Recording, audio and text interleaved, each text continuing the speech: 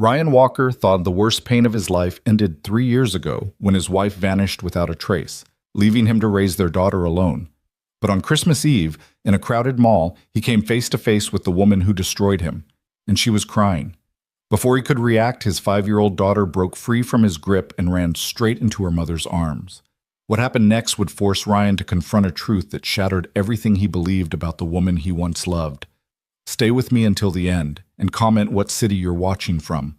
I want to see how far this story travels. The fluorescent lights of Riverside Mall blazed with artificial cheer, competing with the genuine warmth of 1,000 Christmas decorations that transformed the sprawling shopping center into a winter wonderland.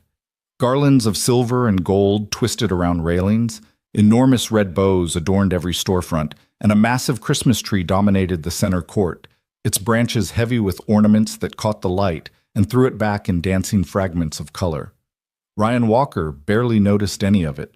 He moved through the crowd with the practiced efficiency of a single father on a mission, one hand firmly gripping his daughter Mia's smaller hand, the other clutching a crumpled shopping list that seemed to grow longer every time he looked at it. His dark hair, slightly too long because he kept forgetting to schedule a haircut, fell across his forehead as he navigated around a family stopped dead in the middle of the walkway to take selfies with Santa's workshop display. "Daddy, can we see Santa?" Mia asked, her voice bright with the kind of hope that 5-year-olds possessed in abundance. Her blonde curls, so much like her mother's, though Ryan tried not to think about that, bounced as she craned her neck to look up at him. "Maybe after we finish shopping, Princess," Ryan said, his voice automatically softening the way it always did when he spoke to his daughter. "We still need to get presents for Grandpa and Aunt Sarah, remember?" Mia's lower lip jutted out in a pout that was more performative than genuine. She'd learned early that while her father rarely said yes immediately, he almost never said no permanently. It was a dance they'd perfected over 3 years, ever since it had become just the two of them against the world. 3 years. 3 years since Hannah had walked out of their lives without explanation, without warning, without even a goodbye note. 3 years of Ryan rebuilding himself one day at a time, learning to braid hair through YouTube videos, discovering which brands of peanut butter Mia would actually eat, and lying awake at night wondering what he'd done wrong. But he didn't think about that anymore. He couldn't afford to. "Look, Daddy, they have the princess dolls." Mia tugged on his hand, pulling him toward a toy store with window displays that looked like they'd been designed by someone high on sugar and Christmas spirit. Ryan let himself be dragged along, a small smile playing at the corners of his mouth, despite the exhaustion that had become his constant companion. This was what mattered now.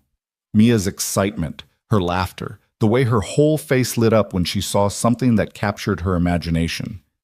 She was his anchor, his purpose, his reason for getting out of bed when the weight of single parenthood felt like it might crush him.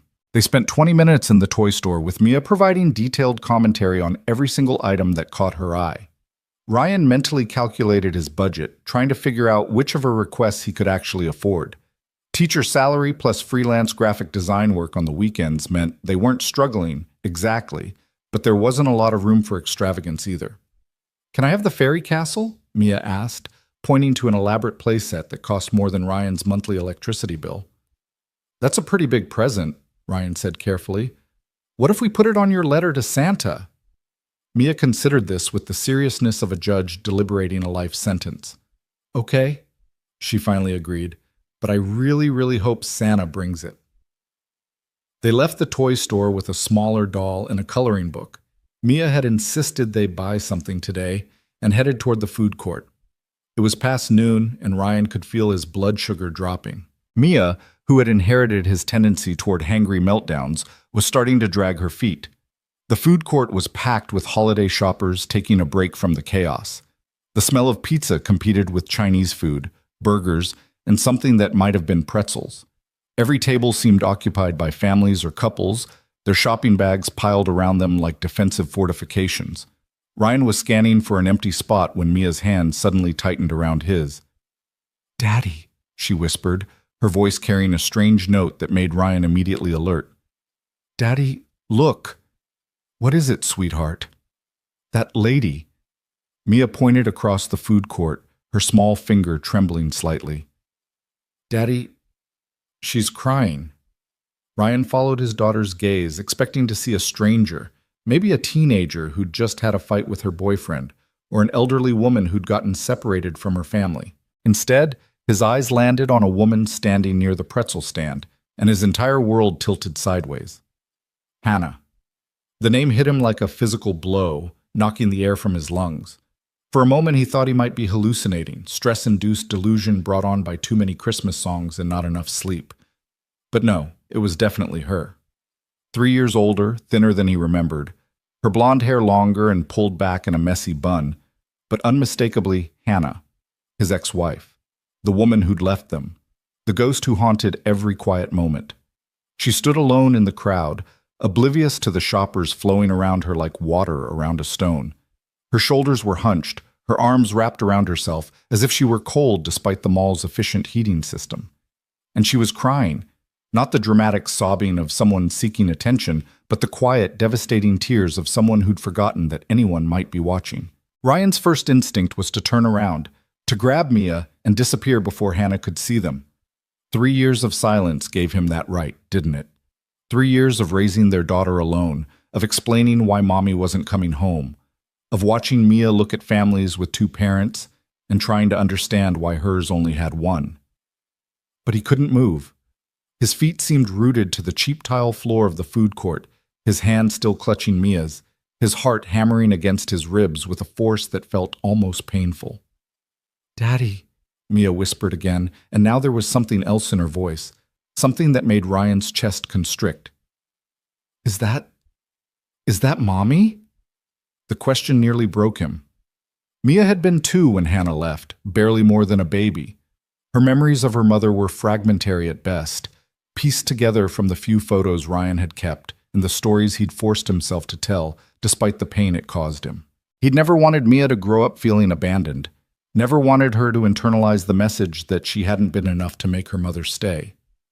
"Yes," Ryan managed, his voice rough. "That's her." He expected Mia to shrink back, to hide behind his legs the way she did when confronted with strangers. Instead, before he could process what was happening, she pulled her hand free from his grip and ran. "Mia, wait!" Ryan's shout came too late. His daughter was already weaving through the crowd, her small body darting between adults with the fearlessness of children who haven't yet learned that the world might hurt them. Ryan took off after her, his longer legs eating up the distance. But Mia had a head start and a child's ability to slip through gaps that adults had to navigate around. His heart pounded with something beyond physical exertion, a primal fear that he couldn't name, couldn't fully articulate. Mia reached Hannah before he could stop her. The little girl threw her arms around Hannah's waist, pressing her face against her mother's coat, with an abandon that suggested muscle memory older than conscious thought. Hannah gasped, her hands flying up in shock, her tears stopping as suddenly as if someone had flipped a switch. For a moment, frozen in time, mother and daughter stood locked together while the world moved around them. Shoppers hurrying past, Christmas music playing from overhead speakers, the smell of mall food court lingering in the air. Hannah's face went through a rapid succession of emotions: shock, confusion, recognition, and then something that looked like pain mixed with joy in equal measure. Ryan skidded to a stop a few feet away, breathing hard, his mind racing to catch up with what his body already knew. This was happening.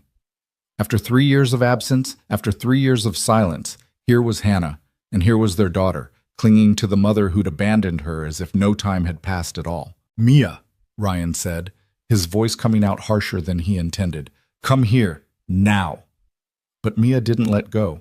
If anything, she held on tighter, her small hands gripping the fabric of Hannah's coat with fierce determination. Hannah's eyes lifted to meet Ryan's, and the impact of that gaze nearly knocked him backward. He'd forgotten how blue her eyes were, the exact shade of Mia's, and how they'd always been able to see straight through whatever defenses he tried to erect. But now those eyes were different somehow, shadowed, haunted by things he couldn't begin to guess at. "Ryan," Hannah whispered, and hearing his name in her voice after 3 years of silence felt like touching a live wire. I never thought—" "Come on, Mia," Ryan said again, ignoring Hannah completely. He couldn't do this. Not here, not now, not ever. We need to finish our shopping. He reached for his daughter, intending to physically pull her away if necessary, but Mia turned her face up to him with an expression that stopped him cold. Her eyes, Hannah's eyes, were wet with tears, but her jaw was set with a stubbornness that was pure Ryan. "She's sad, Daddy," Mia said, her voice small but certain. "We can't leave her when she's sad." The simple logic of a 5-year-old.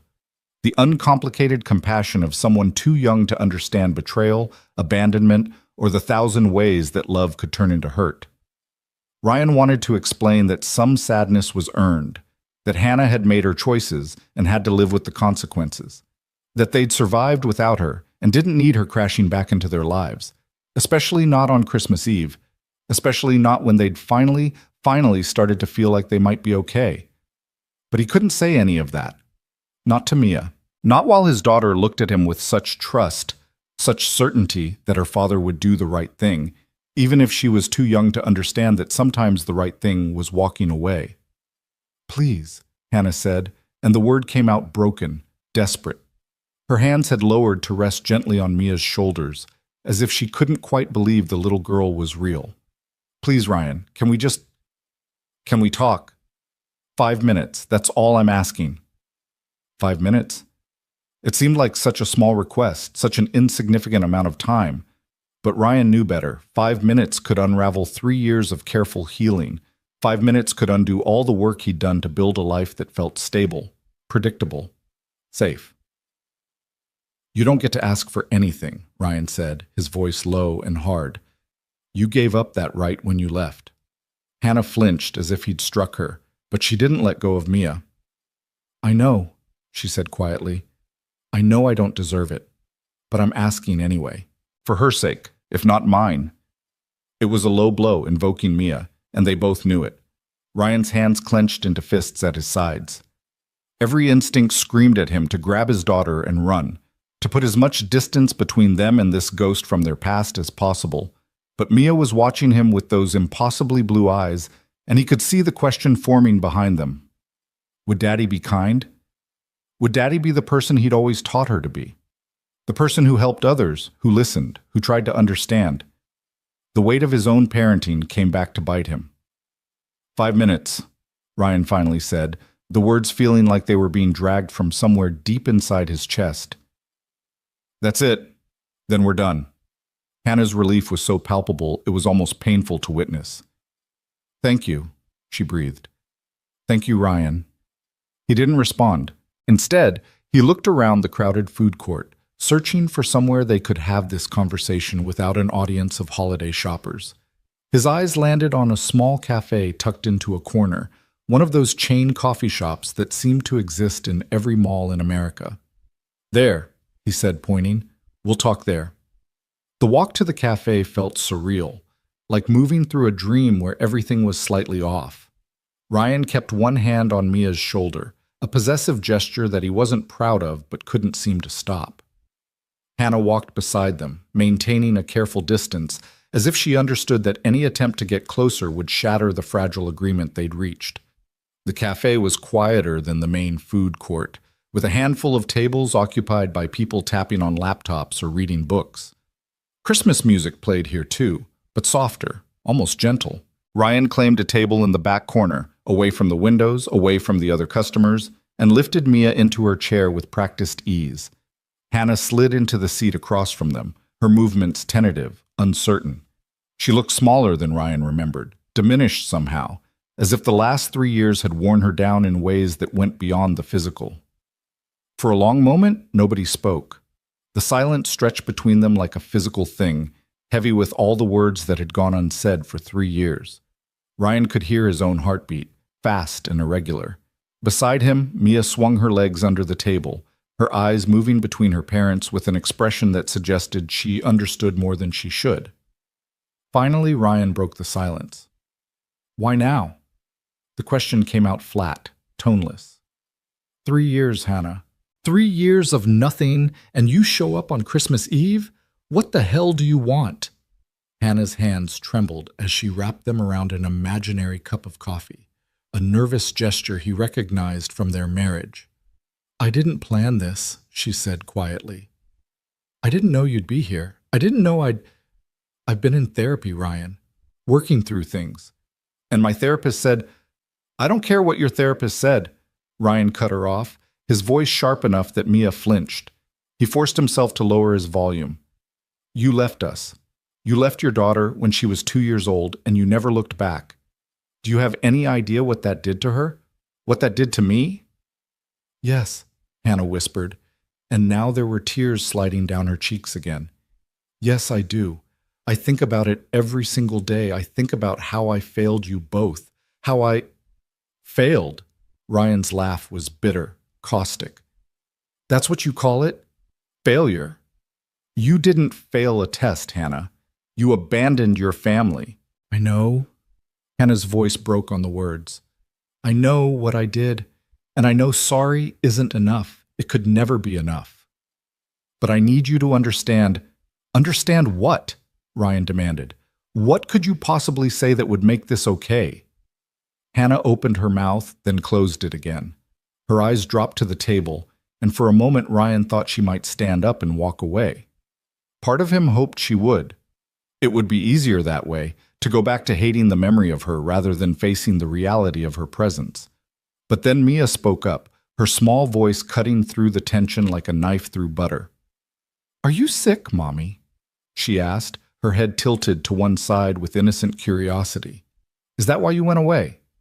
The question was so unexpected, so achingly perceptive in the way that children could sometimes be, that both adults froze. Ryan stared at his daughter, wondering where she'd gotten that idea, while Hannah's face crumpled with an emotion he couldn't quite name. Yes, Hannah finally said, her voice barely above a whisper. Yes, sweetie, I was sick, very sick. But you're better now? Mia pressed, leaning forward with intense interest. That's why you came back? Hannah's eyes lifted to meet Ryan's, and in them he saw a plea, asking permission, asking for understanding, asking for something he wasn't sure he was capable of giving. I'm getting better, Hannah said carefully. I'm trying to be better. It's hard, and it takes a long time, but I'm trying. Ryan wanted to interrupt, to call her out on the vague non-answers, but something stopped him. Maybe it was the raw honesty in her voice. Maybe it was the way Mia was looking at Hannah with such hope, such trust.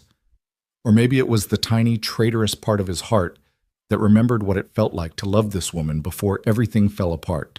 What kind of sick? He asked, his voice rough, but no longer quite so hostile. What happened, Hannah? Hannah's hands were shaking so badly now that she had to press them flat against the table to keep them still. She took a deep breath, then another, as if gathering courage for a confession. Postpartum depression, she finally said, the words tumbling out in a rush. After Mia was born, I had postpartum depression. Severe. And I didn't understand it, Ryan. I didn't know what was happening to me. I thought... Her voice broke. I thought it meant I was a terrible mother. I thought it meant I didn't love you or Mia enough. And the more I tried to fight it, the worse it got. Ryan felt like the ground had shifted beneath his feet. Postpartum depression. The words echoed in his mind, pulling up memories he'd buried.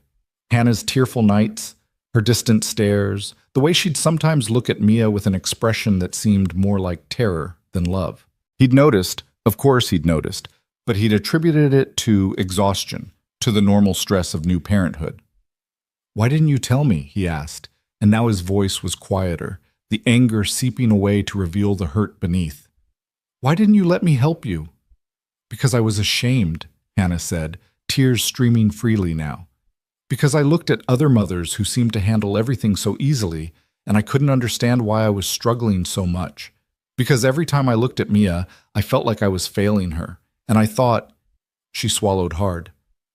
I thought if I left, you'd find someone better, someone who could be the mother she deserved. The confession hung in the air between them, heavy with years of pain and misunderstanding. Ryan's mind was racing, trying to reconcile this new information with the narrative he'd constructed over the past 3 years. He told himself Hannah had left because she didn't care, because she'd found something or someone more important than her family. The possibility that she'd left because she cared too much, that her love had been warped by illness into something that looked like abandonment, had never occurred to him. You should have told me, he repeated, but the accusation had lost its bite. We could have gotten you help. We could have... I couldn't think clearly, Hannah interrupted, her voice desperate with the need to be understood. That's what depression does, Ryan. It lies to you. It tells you that everyone would be better off without you, that you're a burden, that your presence causes more harm than good. And I believe those lies. God help me, I believed them so completely that leaving seemed like the kindest thing I could do. Mia had been quiet during this exchange, her eyes moving between her parents like she was watching a tennis match. Now she reached out and put her small hand over Hannah's trembling one. "But you miss us?" Mia asked, her voice impossibly gentle for someone so young. "When you went away, did you miss us?" Hannah looked down at their joined hands, her own pale and shaking, Mia's small and steady, and let out a sound that was half sob, half laugh. "Every second," she said. "Every single second of every single day. I missed you so much I thought it might kill me. And maybe that's what I wanted at first. But then I got help, real help, and I started to understand that what I'd done wasn't love. It was illness. And by the time I realized that, so much time had passed that I didn't know how to come back. I didn't know if you'd want me to." Ryan sat back in his chair feeling like he'd been hollowed out and refilled with something he couldn't quite identify. Anger was still there, yes, but it was mixed now with grief, confusion, and something that might have been understanding, or at least the beginning of it. "You hurt us," he said quietly. "You hurt Mia. Do you know how many times she's asked me why her mommy doesn't love her? How many times I've had to lie and say it wasn't her fault?" "It wasn't her fault," Hannah said fiercely, leaning forward with sudden intensity. "Ryan, please, you have to make sure she knows that. None of this was her fault. She is perfect, absolutely perfect. And the fact that I couldn't see that when I was sick doesn't change how true it is." "Did you stop loving us, Mommy?" Mia asked, her voice small but direct. It was the question she'd apparently been building up to, the one that mattered more than all the others. Hannah's face crumpled. She reached across the table with both hands, not quite touching Mia but coming close, as if afraid that contact might break the spell. "Never," she said, her voice thick with tears. "Not for 1 second. Not even when I was at my sickest, when I couldn't think straight, when everything felt dark and terrible. Even then, I loved you. I loved you so much it scared me." "Then it's okay," Mia said with the simple certainty of a child who hasn't yet learned that love doesn't fix everything. "You're here now." Ryan closed his eyes, overwhelmed by the conversation, by the revelations, by the weight of 3 years' worth of pain trying to be compressed into 5 minutes. He could feel his carefully constructed defenses cracking, the walls he'd built to protect himself and Mia starting to crumble. This wasn't supposed to happen. Hannah was supposed to be the villain in their story, the woman who'd chosen herself over her family, who'd proven that love wasn't enough, who'd left them to pick up the pieces alone. The narrative was clean that way, simple. It made sense. But this, mental illness, depression, a mother who'd left because she'd believed it was the right thing to do, this was messier, more complicated, harder to categorize as simply good or bad. "My mom is sick too," Hannah said suddenly, pulling Ryan from his thoughts. "My mother. She has cancer, stage 4. The doctors say..." She trailed off, unable to finish the sentence. "I came home to take care of her. That's why I'm back in town. I've been here for 2 weeks trying to work up the courage to maybe see you guys. But I didn't know how. I didn't know if you'd even want to see me. And then today, I was feeling overwhelmed, and I came to the mall because it seemed less lonely than my mother's empty house, and then Mia found you," Ryan finished quietly. "And then Mia found me," Hannah agreed, a ghost of a smile touching her lips as she looked at their daughter, "just like she always did when I couldn't find myself." The reference to the past, to when they'd been a family, when Hannah would hide during bad days and tiny Mia would seek her out with the instinct of someone following a homing signal, hit Ryan harder than he expected. He remembered those moments, though he'd tried to forget them. Hannah curled up in the bedroom with the lights off, Mia toddling in with her favorite stuffed animal to keep Mommy company. He'd thought it was sweet at the time. Now he understood it had been a symptom of something much darker. "I'm sorry about your mom," Ryan said, because whatever else had happened between them, He'd always liked Hannah's mother. Eleanor had been kind to him, had welcomed him into the family, had cried happy tears at their wedding. The news that she was dying felt like another loss piled onto the ones they were already trying to process. "Thank you," Hannah said quietly. "She asks about you sometimes. About Mia. I show her the pictures from your Facebook page. I hope that's not creepy. I needed to see that you were okay, that Mia was growing up happy and healthy." Ryan hadn't known Hannah was following his social media. He'd never blocked her. It had seemed pointless when she'd disappeared so completely, but he'd never thought about her actually looking, actually keeping track of them from a distance. "How long are you staying?" The question came out before Ryan could stop it, and he immediately regretted asking. It sounded too much like interest, like caring, like he was considering something he absolutely should not be considering. "I don't know," Hannah admitted. "As long as Mom needs me. Weeks, maybe months. We're taking it day by day." "I'm sorry," Mia said suddenly, her voice sad. "I'm sorry your mommy is sick too." Hannah's composure finally shattered completely. She put her face in her hands and sobbed. Not the quiet tears from before, but the kind of crying that came from somewhere deep and broken inside. Mia looked alarmed, her eyes flying to Ryan for guidance. Against his better judgment, against every self-protective instinct he possessed, Ryan reached across the table and put his hand over Hannah's wrist. Just that. A simple touch, brief and careful. But it was enough to make her lift her head, her eyes red and swollen, her face blotchy with tears. "Thank you," she whispered, not pulling away from his touch. "Thank you for talking to me, for letting me explain. I know it doesn't change anything, but it changes some things," Ryan interrupted quietly. He pulled his hand back, already regretting the gesture, but unable to fully regret it at the same time. "It doesn't fix everything. It doesn't erase 3 years. But it changes some things." Hannah nodded, wiping at her face with the back of her hand in a gesture so familiar it made Ryan's chest ache. They sat in silence for a moment, the weight of the conversation settling around them like snow. Finally, Ryan glanced at his watch. More than 5 minutes had passed, significantly more. The mall would be closing in a few hours, and he still had shopping to finish. Life was calling him back, pulling him away from this suspended moment. "We should go," he said, not unkindly. "Mia needs lunch, and we still have things to do." He expected Hannah to nod, to accept the dismissal, to disappear back into whatever life she'd been living without them. Instead, Mia's hand shot up, gripping his sleeve with surprising strength. "Daddy?" she said, her voice taking on that particular tone that meant she was about to ask for something big. "Can Mommy come have Christmas with us?" The question landed like a bomb in the middle of their carefully polite conversation. Ryan's mind went blank, unable to process the request. Christmas was tomorrow. Christmas Eve was tonight.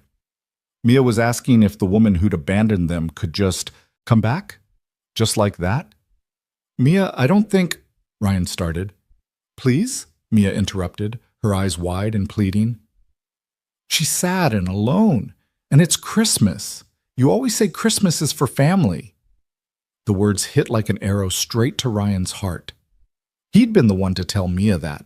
He'd been the one to teach her that Christmas was about forgiveness, about bringing people together, about love that overcame obstacles. And now his own daughter was throwing his teachings back at him, asking him to practice what he'd preached. He looked at Hannah, who had gone very still, barely breathing, as if afraid that any movement might shatter this impossible moment. "Mia, it's complicated," Ryan tried again, struggling to find words that would be honest but not crushing. "Mommy has her own plans, and we have ours, and—" "I don't," Hannah said quietly. "I don't have plans. It's just going to be me and Mom, and she'll probably sleep through most of the day because of the medication." The admission made everything worse. Ryan could picture it, Hannah alone in her dying mother's house, watching the clock tick down on Christmas Day, thinking about the daughter she couldn't see and the family she'd lost. The image was almost painful in its loneliness. "Daddy, please," Mia said again, and now there were tears in her eyes. "Just for dinner, just so Mommy isn't sad on Christmas." Ryan felt trapped between his daughter's compassion and his own need for self-preservation. Letting Hannah back into their lives, even for one dinner, felt dangerous. It felt like opening a door he'd nailed shut, like inviting chaos back into the calm they'd worked so hard to achieve. But he looked at Mia's face, so hopeful, so certain that her father would do the right thing, and he felt his resolve crumbling. "I need to think about it," he finally said, the compromise feeling weak even as he spoke it. "Can you? Do you have a phone number I can call later today?" Hannah nodded quickly, pulling out her phone with trembling hands. They exchanged numbers in silence, the simple act feeling loaded with significance. Ryan saved her contact under just H, not ready to see her full name light up his phone screen. "I understand if you say no," Hannah said as she stood up, her movements tentative. "I understand that I don't have the right to ask for anything, but thank you for considering it, and thank you for letting me explain." She looked down at Mia, her expression so full of love and loss that Ryan had to look away. "Goodbye, sweetheart. Thank you for the hug. It meant more to me than you'll ever know." "Not goodbye," Mia said firmly. "See you later." It was a statement, not a question, the absolute certainty of a child who believed that wanting something badly enough could make it true. Hannah's smile was watery but genuine. "See you later," she echoed softly. Then she turned and walked away, disappearing into the mall crowd like a ghost fading in sunlight. Ryan and Mia sat at their table for a long moment, neither speaking, both processing what had just happened. "You're going to say yes, aren't you, Daddy?" Mia finally asked, her voice small. Ryan looked down at his daughter, at her hopeful face and her trusting eyes, and knew he was defeated before he even began. "Yeah, Princess," he admitted quietly. "I think I probably am." Mia's smile was bright enough to power the entire mall's Christmas lights. She threw her arms around Ryan's neck, nearly knocking over his forgotten coffee in her enthusiasm. "Thank you, Daddy. Thank you, thank you, thank you." Ryan hugged her back, pressing his face into her hair, wondering what exactly he'd just agreed to. Tomorrow was Christmas. Tomorrow, Hannah would walk into the home they'd built without her, would see how they'd survived, would be confronted with all the ways they'd learned to be okay. And he had no idea if it would heal old wounds or just create new ones. But Mia was happy. Right now, in this moment, his daughter was happier than he'd seen her in weeks. And wasn't that worth the risk? Wasn't that worth stepping outside his comfort zone and facing the woman who'd broken his heart? "Come on," he said, standing and lifting Mia out of her chair. "We still need to finish shopping, and now we need to get an extra present." "For Mommy?" Mia asked, her eyes going wide.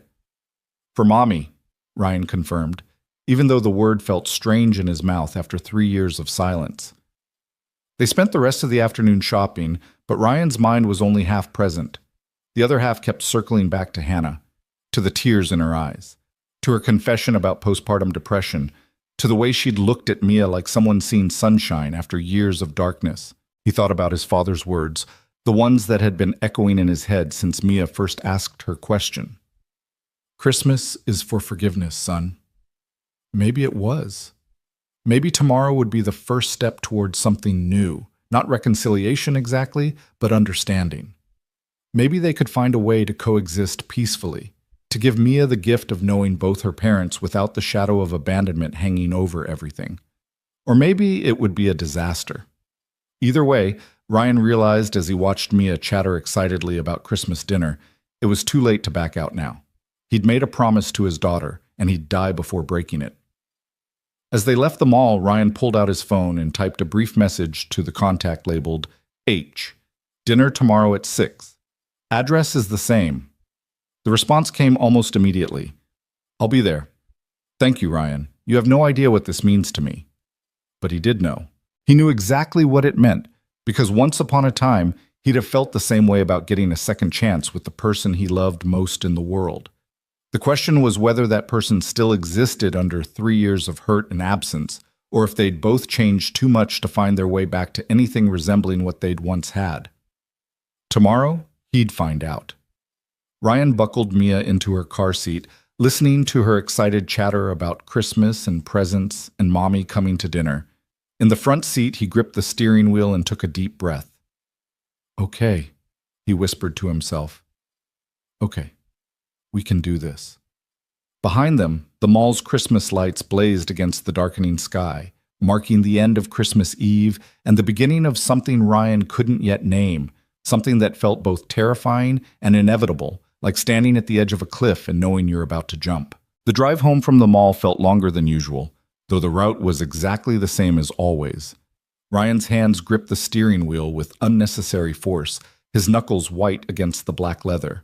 Behind him, Mia sang along to the Christmas carols playing on the radio, her voice sweet and slightly off-key, blissfully unaware of the storm churning in her father's mind. What had he done? What had he just agreed to? The question circled through Ryan's thoughts like a vulture waiting for something to die. Maybe his sanity, maybe his carefully constructed peace, maybe the protective walls he'd spent 3 years building around his heart. Inviting Hannah to Christmas dinner seemed like the kind of impulsive decision that would make perfect sense in a holiday movie and absolutely no sense in real life. He pulled into the driveway of their modest 2-story house, the one he'd bought 6 months after Hannah left, because living in their old apartment had felt like drowning in memories. The Christmas lights he and Mia had hung last weekend blinked cheerfully from the roofline, and a wreath made from Mia's handprints decorated the front door. It was home. Their home, built from the ashes of what used to be. And tomorrow, he was inviting the person who'd burned it all down to come inside. "Can we make cookies tonight, Daddy?" Mia asked as he unbuckled her from the car seat. "For Santa and for Mommy?" Ryan managed a smile that felt only slightly forced. "Sure, Princess. We can make cookies." Inside, the house smelled like the pine-scented candles Ryan had been burning all week, trying to create the perfect Christmas atmosphere. The tree stood in this corner of the living room, decorated with an eclectic mix of ornaments collected over years. Some from Ryan's childhood, some from the brief years of their marriage, and many newer ones marking milestones that only he and Mia had shared. While Mia changed out of her mall clothes and into the reindeer pajamas she insisted on wearing despite it only being late afternoon, Ryan stood in the kitchen and stared at his phone. Hannah's number glowed on the screen, a connection to a past he'd tried so hard to bury. He should call his sister. Sarah would talk sense into him, would remind him of all the reasons this was a terrible idea. She'd been there through the worst of it, had flown in and stayed for 2 weeks after Hannah left, had helped him figure out daycare and cooking and how to French braid hair well enough that Mia wouldn't get teased at preschool. Sarah had every right to be furious that he was even considering this. But he didn't call her. Instead, he opened the refrigerator and began pulling out ingredients for dinner, letting the familiar routine calm his racing thoughts.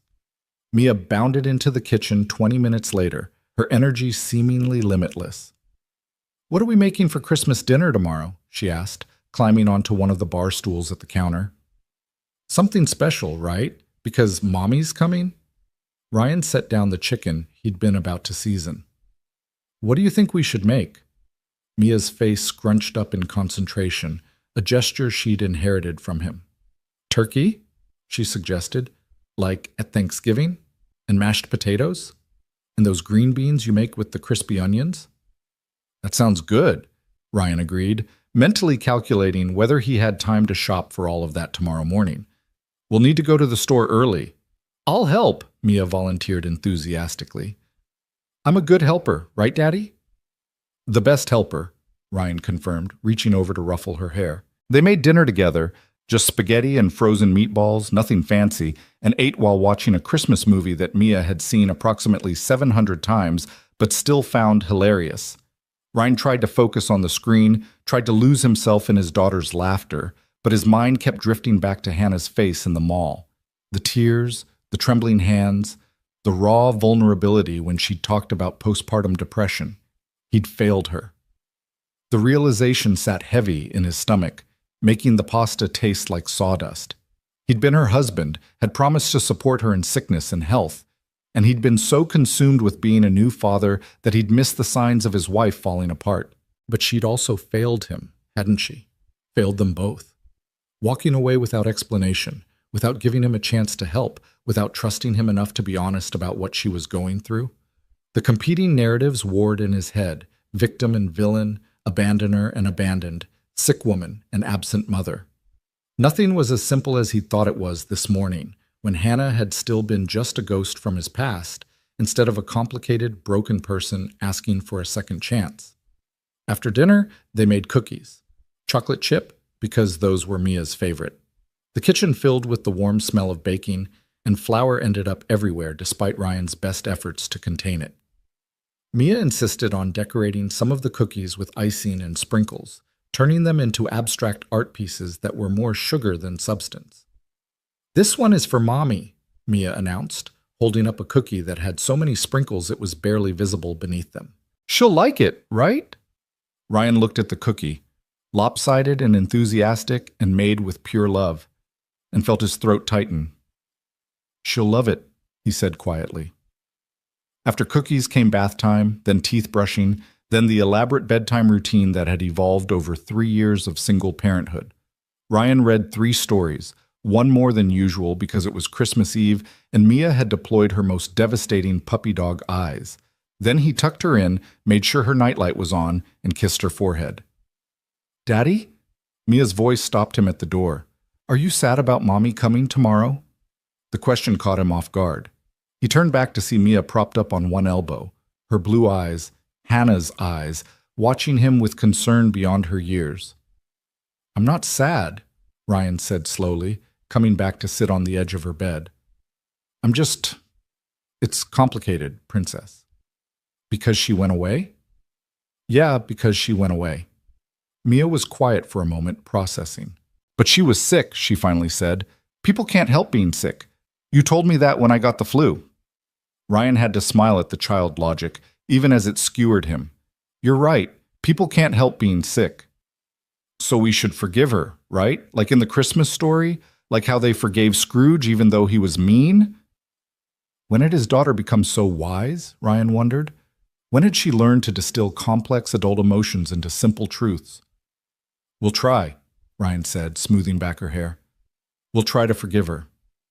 "Good," Mia said, satisfied. She yawned hugely, her eyes already starting to close. "I already forgived her. She's my mommy." Ryan sat there for a long time after Mia fell asleep, watching her breathe in the dim glow of the nightlight. She looked so peaceful, so certain that tomorrow would be wonderful, simply because she'd decided it would be. He envied that certainty, that ability to trust so completely. Finally, he stood and left the room, pulling the door mostly closed behind him. Downstairs, the house felt too quiet, too empty. He cleaned up the kitchen, putting away the cookies and loading the dishwasher, moving on autopilot while his mind spun in circles. His phone buzzed. A text from Sarah. "Merry Christmas Eve, little brother. How's my favorite niece?" Ryan stared at the message for a long moment, then typed back. "She's good. Excited about tomorrow." He hesitated, his thumbs hovering over the keyboard, then added, "We ran into Hannah at the mall today." The response was almost instantaneous. "What? Are you okay? Is Mia okay?" "We're fine," Ryan typed. "It was unexpected." 3 dots appeared, disappeared, appeared again. Finally, "Do you want to talk about it?" Ryan did and didn't want to talk about it in equal measure, but Sarah deserved to know, especially since "I invited her to Christmas dinner," he typed quickly before he could lose his nerve. This time the phone actually rang. Sarah's face appeared on the screen, her expression a mix of concern and disbelief. "You invited her to what?" "Hi to you too," Ryan said, settling onto the couch with a sigh. "Ryan, what the hell? After everything she did? After she abandoned you and Mia for 3 years without a word?" Sarah's voice was sharp, protective. She'd never forgiven Hannah for leaving, had deleted every photo of her from family albums, had pointedly referred to her as that woman for the past 3 years. "I know," Ryan said tiredly. "I know it sounds crazy." "It doesn't sound crazy. It is crazy. Please tell me this was Mia's idea and you just couldn't say no to her." Ryan winced. "It was Mia's idea," he admitted. "But Sarah, you should have seen Hannah. She was crying in the middle of the mall, and when she saw Mia, he broke off, struggling to find words. "She has postpartum depression. That's why she left. She thought we'd be better off without her." There was a long silence on the other end. When Sarah spoke again, her voice was softer but still skeptical. "Postpartum depression doesn't give someone a pass on abandoning their family, Ryan. Yes, it's a real illness and it's serious, but there are treatments, there's therapy, there's medication. She had options besides just disappearing." "I know," Ryan said again, I'm not saying what she did was okay. I'm just saying it's more complicated than I thought. And you think one Christmas dinner is going to fix 3 years of damage? No, Ryan said quietly. I don't think it's going to fix anything, but Mia asked, and I couldn't tell her no. You know how she is. Sarah sighed heavily. I do know how she is. That kid could convince anyone to do anything with those eyes. She gets that from you, by the way. You had the same puppy dog look when we were kids. Despite everything, Ryan smiled. I did not. You absolutely did. How do you think you got me to take the blame that time you broke Mom's vase? They talked for a few more minutes, Sarah extracting a promise that Ryan would call her immediately if the dinner went south. And I'm coming over the day after Christmas, she declared. I need to assess the damage in person. After they hung up, Ryan sat in the quiet living room, staring at the Christmas tree lights. They blinked in a pattern, blue, white, red, green, hypnotic and soothing. He remembered picking out this tree with Mia, how she'd insisted on the one that was slightly crooked because it looked sad and needed a home. His daughter had a gift for seeing the lonely, the broken, the ones who needed help. Maybe that's what she'd seen in Hannah today. Not the mother who'd abandoned her, but a person in pain who needed forgiveness. Ryan's phone buzzed again. This time it was from Hannah. I can't sleep. I keep thinking about today. About Mia. She's so beautiful, Ryan. You've done an amazing job with her. He stared at the message for a long time before responding. She asks about you sometimes. I always told her you loved her, even when you weren't here. Thank you for that. I don't deserve it, but thank you. Ryan typed and deleted 3 different responses before finally settling on, see you tomorrow at 6. We're having turkey. I'll bring wine and dessert and anything else you need. Just bring yourself, Ryan typed, then immediately regretted how that sounded. Too intimate, too much like an invitation to be part of their lives again, rather than just a guest at one dinner. But the message was sent, and he couldn't take it back. He forced himself to go to bed, though sleep felt impossible. His mind kept replaying the day, Hannah's tears, Mia's hug, the revelation about postpartum depression, the weight of his daughter's hand in his as she asked if Mommy could come for Christmas. When he finally did drift off, his dreams were fragmented and strange. Hannah, walking through their old apartment, Mia as a toddler reaching for a mother who kept disappearing like smoke, the mall decorated with lights that blazed too bright and hurt to look at. He woke at 6 in the morning, earlier than necessary, his heart pounding from dreams he couldn't quite remember. Mia was still asleep, her room quiet when he checked on her. The house felt suspended in that pre-dawn stillness, waiting for the day to truly begin. Christmas morning, and Hannah was coming to dinner. Ryan made coffee and stood at the kitchen window, watching the sky gradually lighten from black to deep blue to pale gray. Snow had fallen overnight, not much, just enough to dust the lawn and trees with white, making everything look clean and new. A fresh start, he thought, then immediately felt ridiculous for assigning metaphorical meaning to weather patterns. By 7, Mia was awake and bouncing off the walls with Christmas excitement. They opened presents in the living room, nothing extravagant, but enough to make Mia squeal with delight. The fairy castle from the toy store was there, purchased late last night during an emergency run after Mia fell asleep. Her joy made the credit card hit worth it. Santa really brought it, she exclaimed, already pulling pieces out of the box.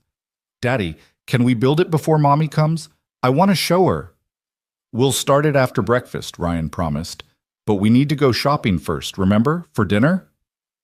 The grocery store was predictably chaotic on Christmas morning, full of last-minute shoppers who'd forgotten cranberry sauce or realized they needed more butter. Ryan navigated the crowds with practiced efficiency, Mia riding in the cart and providing running commentary on everything they passed. They bought a turkey, already defrosted and ready to cook, potatoes, green beans, cranberry sauce, both canned and fresh cranberries because Ryan wasn't sure which one Hannah preferred, ingredients for stuffing, gravy mix because Ryan had attempted homemade gravy once, and it had been a disaster, rolls, and at Mia's insistence, ingredients for hot chocolate. Because Mommy used to make it for me when I was little. Ryan didn't remember Hannah making hot chocolate. Mia had been so young when Hannah left, but he didn't correct her. Maybe it was a real memory. Maybe it was something Mia had constructed from wishes and fragments. Either way, they bought cocoa and marshmallows. Back home, the turkey went in the oven, filling the house with the smell of roasting meat and herbs.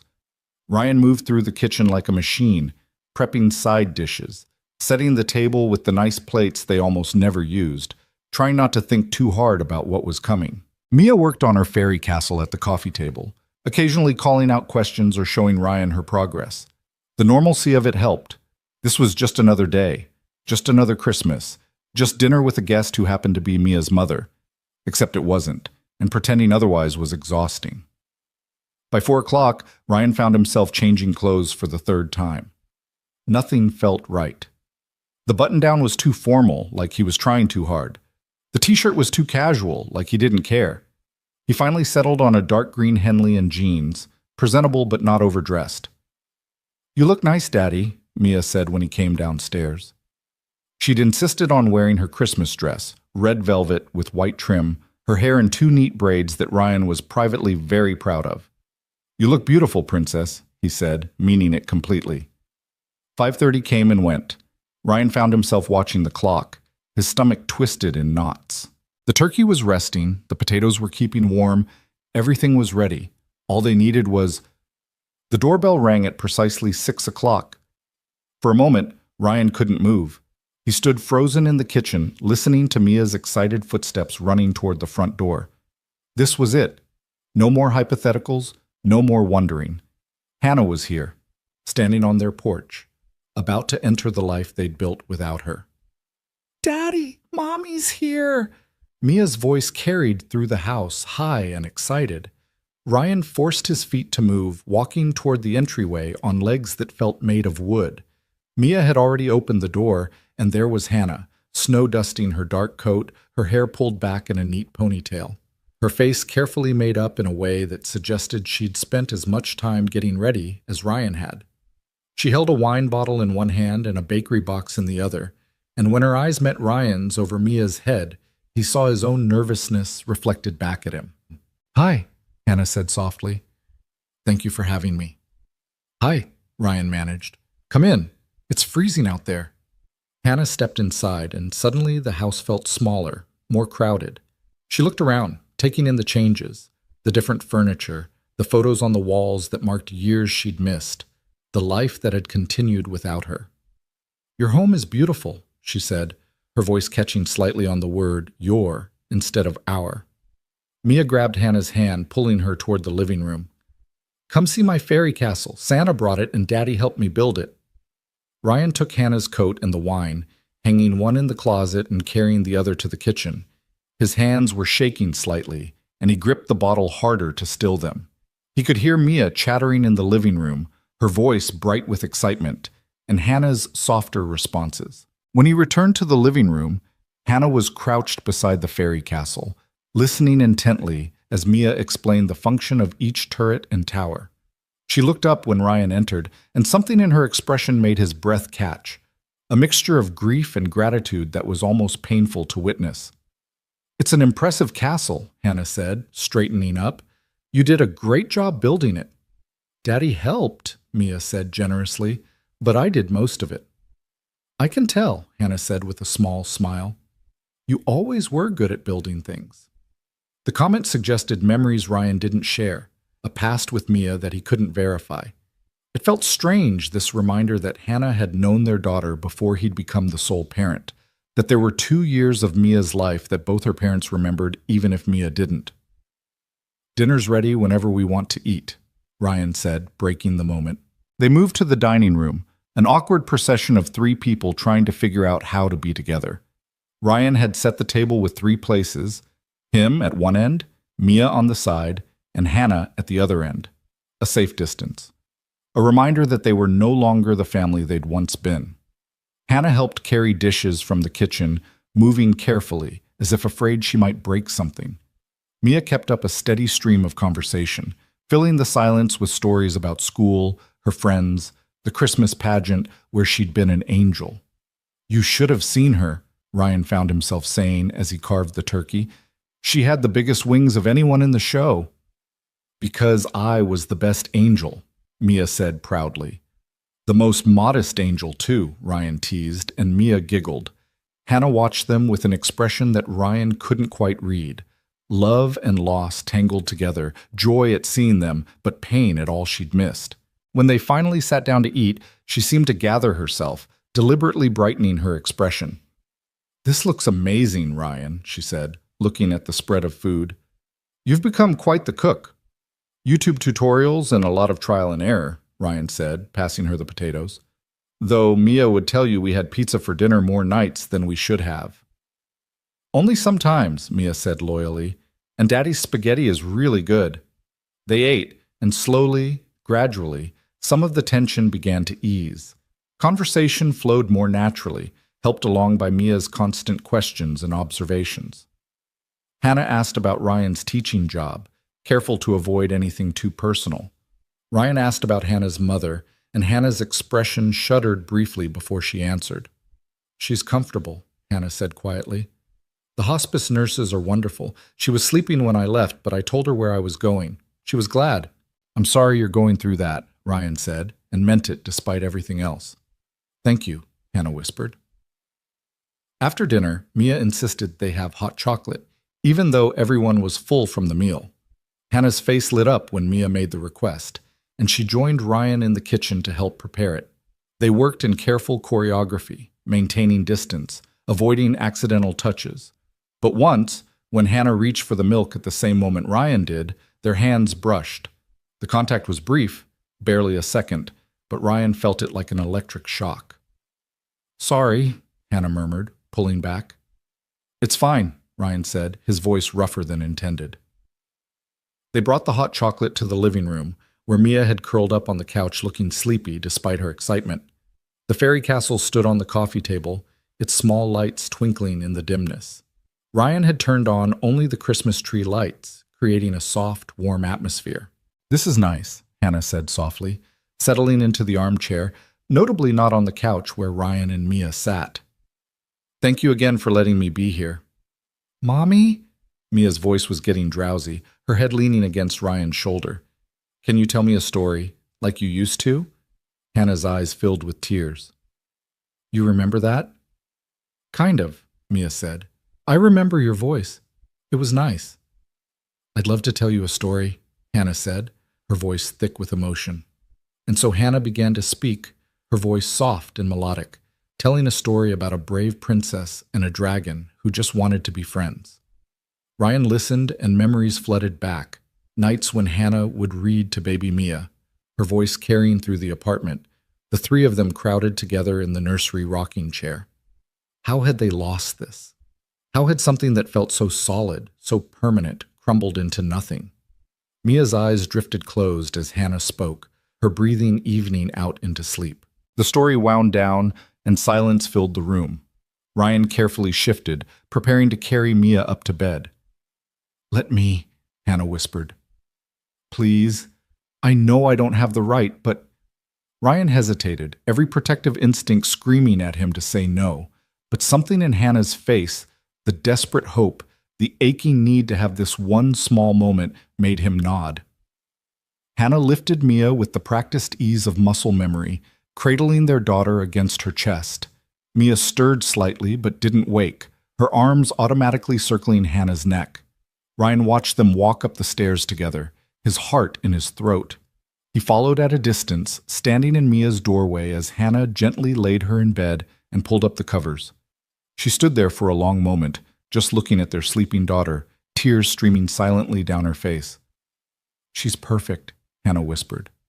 "Ryan, she's absolutely perfect. You've done such a good job." "We got lucky," Ryan said quietly. "She's always been amazing." Hannah reached out and gently touched Mia's cheek, the gesture so tender it hurt to watch. Then she straightened and walked toward the door, where Ryan stepped back to let her pass. Downstairs they stood awkwardly in the living room, the evening winding down but neither quite ready for it to end. "I should go," Hannah finally said. "I don't want to overstay." "Do you want coffee?" Ryan heard himself ask. "Or we could finish the wine." Hannah looked surprised. "Are you sure?" "No, yes, maybe." "Yeah," Ryan said. "We should talk. Actually talk." They settled at opposite ends of the couch, still maintaining distance, with fresh glasses of wine. The Christmas tree lights cast everything in a soft glow, making the moment feel almost dreamlike. "She's wonderful, Ryan," Hannah said again. "The way she laughs, the way she looks at you with such trust. You've given her an incredible life." "I did what I had to do," Ryan said, and couldn't keep a slight edge from his voice. "Someone had to." Hannah flinched. "I deserve that." "I'm sorry," Ryan said immediately, rubbing his face. "That wasn't fair." "It was completely fair," Hannah countered. "Ryan, I don't expect you to forgive me. I don't even expect you to understand. But I need you to know that leaving was the hardest thing I've ever done. And every day since has been about trying to become someone worthy of coming back." "Then why didn't you?" The question burst out of Ryan before he could stop it. "Why didn't you come back sooner? If you were getting help, if you were getting better, why wait 3 years? Hannah was quiet for a long moment, staring into her wine. "Fear," she finally admitted. "Pure, paralyzing fear that you'd tell me no, that Mia wouldn't remember me, that I'd lost my chance and there was no way back. Every time I thought about reaching out, I convinced myself it was too late, that I'd done too much damage, that you'd both moved on. We did move on," Ryan said quietly. "We had to. But that doesn't mean—" He stopped, unsure how to finish the sentence. "Doesn't mean what?" Hannah prompted gently. "I don't know," Ryan admitted. "I don't know what it means. All I know is that Mia was so happy tonight, and I haven't seen her that happy in a long time. And that has to mean something, right?" "It means she has a good heart," Hannah said, "like her father." The compliment made Ryan uncomfortable. He didn't want to be seen as good, as forgiving. He wanted to hold on to his anger because anger was safe. Anger kept him protected. But sitting here, watching Hannah struggle with her own emotions, seeing the genuine remorse in every line of her face, it was harder to maintain that anger than he'd expected. "I'm not ready to forgive you," Ryan said, needing to make that clear. "I don't know if I ever will be. What you did, leaving without explanation, without even trying to get help first, it nearly destroyed me. There were days I didn't think I could do it, days when Mia would cry for you and I had no idea how to explain where you'd gone or why you'd left." "I know," Hannah whispered. "God, Ryan, I know. And I would take it all back if I could. I would do everything differently." "But you can't," Ryan said simply. "We can't go back. We can only figure out what happens now." "What do you want to happen?" Hannah asked, her voice tentative. Ryan thought about it, really thought about it. "I want Mia to have a relationship with her mother," he finally said. "I want her to know that you love her, that you didn't leave because of anything she did. Beyond that?" He shook his head. "I don't know. I can't think that far ahead." "That's fair," Hannah said. "That's more than fair. Whatever you're willing to give, I'll take. Just thank you for tonight, for giving me this chance." They talked for another hour, carefully navigating around the biggest wounds while slowly excavating the smaller truths. Hannah told him about therapy, about the medication that finally helped clear the fog that had consumed her after Mia's birth. Ryan told her about learning to be a single parent, about the small victories and the hard days. It wasn't comfortable exactly, but it felt necessary, like lancing a wound that had been festering for too long. When Hannah finally left, standing on the porch as snow began to fall again, she turned back one more time. "Can I see her again? Maybe after the holidays, when things are less hectic?" Ryan nodded slowly. "We'll figure something out, for Mia's sake." "For Mia's sake," Hannah agreed. But as Ryan watched her drive away, taillights disappearing into the snowy night, he wondered if they were both lying, if this was really just about their daughter, or if something else was stirring beneath the surface, something that felt dangerous and hopeful in equal measure. Ryan stood at the front window long after Hannah's car disappeared, watching snowflakes drift through the glow of the streetlights. The house felt different now, charged with something he couldn't name, as if Hannah's presence had disturbed the careful equilibrium he'd spent 3 years establishing. He could still smell her perfume faintly in the living room, something floral and unfamiliar that wasn't the scent he remembered from their marriage. Everything about her was familiar and foreign at once, and that dissonance left him feeling unmoored. He cleaned up the kitchen in silence, washing wine glasses and putting away leftovers, his hands moving through familiar motions while his mind spun in circles. The evening had gone better than he'd expected. No dramatic confrontations, no tears beyond Hannah's quiet moment in Mia's room, no reopening of wounds that couldn't be stitched back together in one night. But better than expected didn't mean good, and it certainly didn't mean resolved. His phone buzzed as he was loading the dishwasher. Sarah's name flashed on the screen with a message that was just a string of question marks. Ryan smiled despite himself and called her back. "Well?" Sarah demanded before he could even say hello. "Don't leave me in suspense. Did she show up? Did you survive? Is Mia okay? Are you okay?" "She showed up," Ryan confirmed, settling onto the couch with a tired sigh. "And we survived. It was complicated." "Complicated how? Good. Complicated or disaster complicated?" Ryan thought about it. "Somewhere in between." Mia was thrilled. Hannah was emotional but appropriate.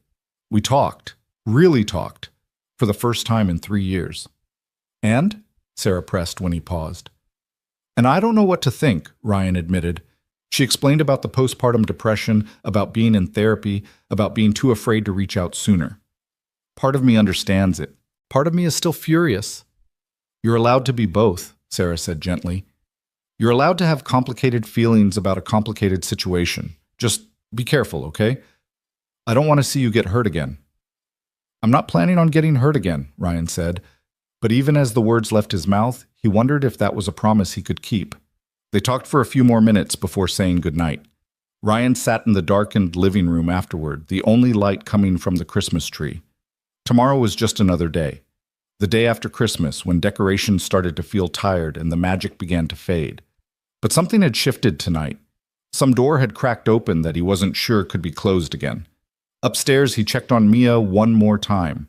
She was sprawled across her bed in the boneless way of sleeping children, one arm hanging off the side, her fairy castle nightlight casting shadows on the wall.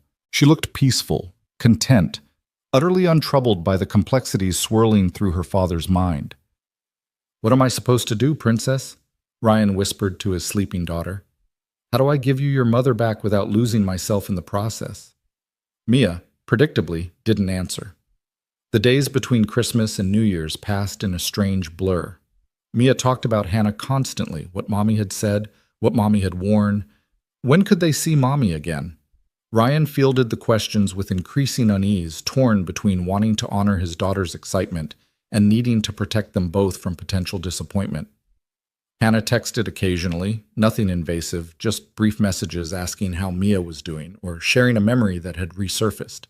Ryan responded carefully, keeping his replies friendly but distant, acutely aware that every interaction was setting some kind of precedent for whatever came next. On the 28th, Hannah sent a photo of her and her mother, both wearing paper crowns from Christmas crackers. Eleanor looked frail but was smiling, and the caption read, "Mom wanted me to tell Mia she says hello. She always asks about her granddaughter." Ryan stared at the photo for a long time. Eleanor had been a good grandmother in the brief time before Hannah left, doting and warm, always ready with cookies and stories. Mia had been too young to remember her, and Ryan had felt guilty about letting that relationship dissolve along with everything else. But what was he supposed to have done? Maintained contact with his ex-wife's family while she'd vanished? He showed the photo to Mia, who studied it seriously. "Is that Grandma Eleanor?" she asked. "It is," Ryan confirmed, surprised Mia even knew the name. "Do you remember her?" Mia shook her head. "But I've seen pictures in the album you keep in your closet." Ryan's chest tightened. He'd forgotten about that album. Photos from their wedding, from Mia's early years, from when they'd been a complete family. He'd shoved it in the back of his closet 2 years ago, unable to throw it away but unwilling to look at it. "She looks nice," Mia said, handing back the phone. "Is she very sick?" "Yes, sweetheart, very sick." Mia processed this with the gravity of a child who'd learned about death, but hadn't yet experienced it personally. "That's sad," she finally said. "Mommy must be really sad, too." The simple empathy in her voice made Ryan's decision for him. He typed back, "Mia says hello to Grandma Eleanor. She'd love to meet her if Eleanor feels up for visitors. The response came quickly. Really? Are you sure? I don't want to push. Ryan hesitated, then wrote, I'm sure. Let us know when would be good. That was how, 3 days later, Ryan found himself driving to Eleanor's house with Mia chattering nervously in the back seat. The house was in the older part of town, a craftsman-style home that Ryan had visited countless times during his marriage. It looked smaller than he remembered, shabbier, as if it had aged rapidly in the years since he'd last been there. Hannah met them at the door, her expression a mixture of gratitude and anxiety. Thank you for this, she said quietly. Mom has been talking about it non-stop since I told her you were coming. How is she today? Ryan asked, stepping into the familiar foyer with its worn hardwood floors and faded wallpaper. Good, Hannah said. She's having a good day, which is a gift. The nurse just left and she's awake and alert. She looked down at Mia, her expression softening. She's so excited to see you, sweetheart. Mia pressed closer to Ryan's leg, suddenly shy. What if she doesn't like me? Hannah crouched down to Mia's level. She already loves you, she said gently. She's loved you since before you were born. She just hasn't gotten to see you in a long time. The living room had been converted into a bedroom, with a hospital bed positioned near the window so Eleanor could see outside. She was propped up on pillows, an oxygen tube in her nose, her once robust frame diminished to something small and fragile. But her eyes, still bright and sharp, lit up when she saw them enter. Ryan, Eleanor said, her voice weak but warm. Oh my goodness, you're here. And this can't be little Mia. Look how big you've gotten. Mia hung back, uncertain, but Eleanor's genuine delight was hard to resist. Slowly, she moved closer to the bed, studying her grandmother with open curiosity. I'm 5 now, Mia announced, and I can read some words and I'm learning to do cartwheels. 5 years old, Eleanor marveled. That's very big indeed. Come here, darling. Let me see you properly. Ryan watched as his daughter approached the bed, saw Hannah hovering anxiously in the doorway. This was surreal. Standing in Eleanor's living room as if no time had passed, as if they were still family instead of people connected only by the fragile thread of a child. Eleanor and Mia talked about simple things, Mia's school, her favorite toys, what she wanted to be when she grew up. Eleanor listened with the rapt attention of someone trying to absorb every detail to make up for years of absence in a single afternoon. Her hand, thin and marked with age spots, rested on Mia's arm, a gentle touch that said more than words could. Your mommy was just your age when she learned to ride a bike, Eleanor said at one point. She was so determined, fell off 20 times but kept getting back on. Mia's eyes widened. Really? Mommy, you fell off 20 times? Hannah, who'd been sitting quietly in the corner, smiled. At least 20 times, maybe more. I was very stubborn. Like Daddy says I am, Mia said proudly, and everyone laughed. Ryan found himself relaxing incrementally, the strangeness of the situation fading into something almost comfortable. Eleanor asked him about his teaching, about his life, and he answered honestly, talking about the challenges and rewards of single parenthood, about how Mia had become his entire world. You've done a remarkable job, Eleanor said, her eyes serious. I always knew you would. You were always so good with her, even when she was tiny. The compliment sat uncomfortably with Ryan. He didn't want Eleanor's approval, didn't want to fall back into the easy warmth of this family that had once been his, but he couldn't be rude to a dying woman who'd only ever been kind to him. After an hour, Eleanor began to tire, her responses getting slower, her eyes drooping. Hannah noticed immediately and stood up. Mom should rest now, she said gently. Mia looked disappointed but nodded. She leaned close to Eleanor and said, I'll come back and visit again, okay? Eleanor's eyes filled with tears. I would love that, sweetheart. Thank you for coming to see your old grandma. You're not that old, Mia said loyally, and Eleanor laughed even as she cried. Hannah walked them to the door, and this time Ryan was the one who lingered. Thank you, Hannah said again. You have no idea what this meant to her, to both of us. Mia enjoyed it, Ryan said, which was true but felt inadequate. Can I? Hannah hesitated. Would it be okay if I called sometimes to talk to Mia? I know I don't have the right to ask, but you can call, Ryan heard himself say. Not every day? But sometimes, we'll figure out a schedule. The relief on Hannah's face was almost painful to witness. Thank you, Ryan. Thank you. In the car, Mia was quiet for the first few minutes before asking, "Is Grandma Eleanor going to die soon?" The question was direct in the way children's questions often were, cutting through pretense to the heart of things. Ryan gripped the steering wheel tighter. Probably yes. That's what happens when people get very sick like she is. That's sad, Mia said, echoing her earlier sentiment. Mommy will be really sad. Yes, she will, Ryan agreed. Can we help her when she's sad? Ryan glanced in the rearview mirror at his daughter, seeing the concern on her small face. When had she become so empathetic, so attuned to others' pain? What do you think we should do? He asked. Mia thought about it seriously. We could visit more, and maybe bring her food. You always say food helps when people are sad. A laugh escaped Ryan despite everything. I do say that, don't I? So can we help Mommy when Grandma Eleanor dies? The when instead of if struck Ryan as both realistic and heartbreaking. Yes, he said quietly. We can help her. The schedule they established was loose but consistent. Hannah called twice a week to talk to Mia, usually for 20 or 30 minutes. The conversations were carefully monitored at first, with Ryan staying close enough to intervene if necessary. But Hannah proved herself over and over, asking appropriate questions, sharing age-appropriate stories, never making promises she couldn't keep. They visited Eleanor 2 more times before she took a sudden turn for the worse. Hannah's text came at 3 a.m. Mom's in the hospital. They don't think it will be much longer. I know it's the middle of the night, but I wanted you to know. Ryan stared at the message in the darkness of his bedroom, listening to the house's quiet creaks and sighs. He should go back to sleep. This wasn't his problem, wasn't his family anymore. But he thought about Hannah sitting alone in a hospital waiting room, about Eleanor who'd welcomed him with open arms when he'd married her daughter, about Mia's insistence that they should help when Mommy was sad.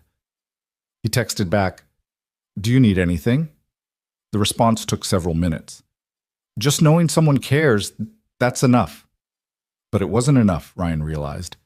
He got up, checked on Mia, still sleeping soundly, and called Sarah. Someone better be dead or dying, Sarah answered groggily. Dying, Ryan confirmed. Hannah's mom, she's in the hospital. I'm thinking about going there. There was a long pause. Are you asking my permission or my opinion? I don't know, both? Sarah sighed, and Ryan could picture her sitting up in bed, running her hands through her hair the way she did when thinking. You're going to go whether I think it's a good idea or not, aren't you? Probably, Ryan admitted. Then go. But Ryan, remember that supporting someone through grief doesn't mean you have to let them back into your life permanently. You can be kind without being stupid about it. I know, Ryan said, though he wasn't sure he did. He called his neighbor, Mrs. Chen, who'd watched Mia before, and insisted she didn't mind being woken up for an emergency. Within 30 minutes, Mia was still asleep in Mrs. Chen's guest room, and Ryan was driving through empty pre-dawn streets toward the hospital. He found Hannah in the ICU waiting room, alone and small-looking in a plastic chair. Her hair was uncombed, her face bare of makeup, her eyes red-rimmed from crying. When she saw him, her expression went through rapid succession of emotions, shock, confusion, and then something that looked like desperate gratitude. Ryan, she whispered, what are you doing here? I don't know, he said honestly, settling into the chair beside her. But you shouldn't be alone. Hannah's composure crumbled. She turned her face away, shoulders shaking with silent sobs. Without thinking, Ryan put his arm around her, and she collapsed against him the way she used to when they were married, when comfort between them had been natural and easy instead of complicated and fraught. She's asking for me, but she's not really there anymore, Hannah said between sobs. She keeps thinking I'm a child. She keeps asking for my father, and he's been dead for 10 years.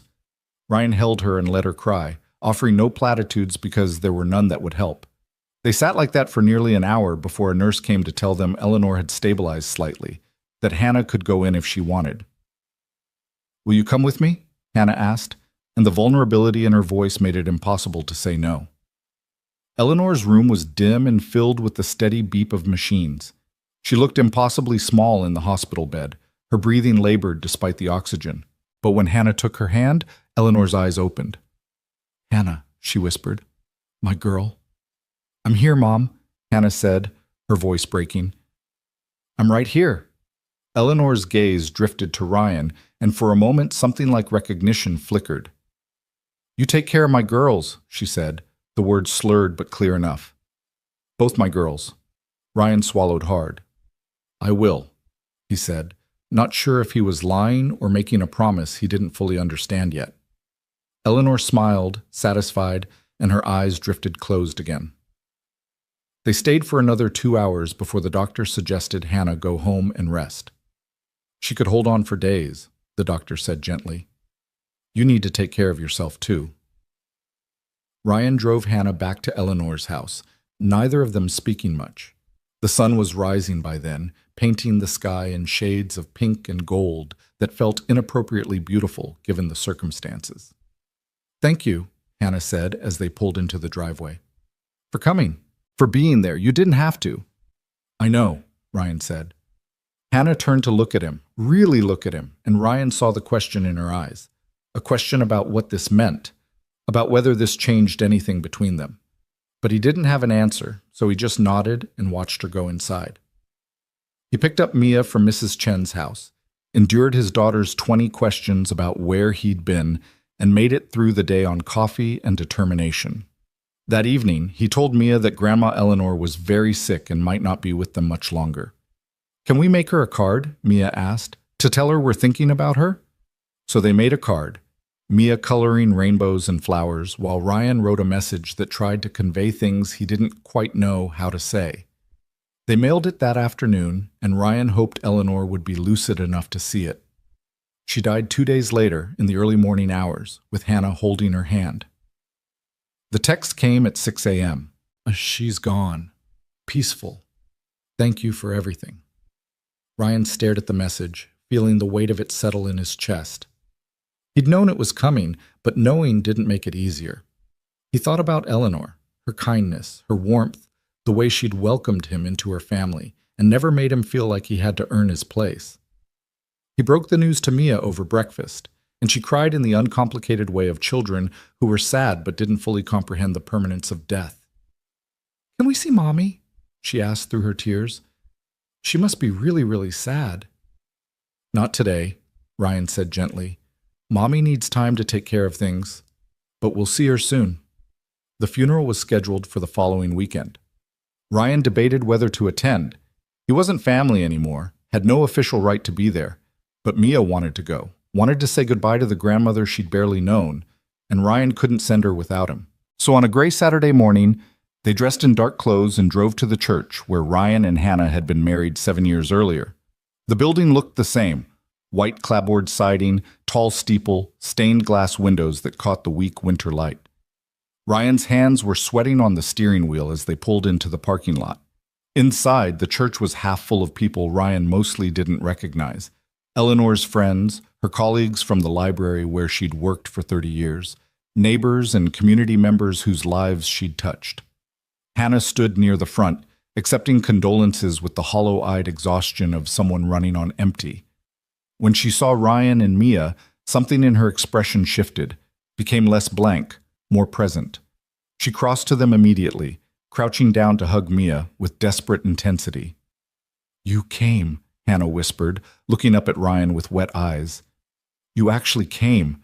"Of course we came," Ryan said, the words coming out gruffer than he intended.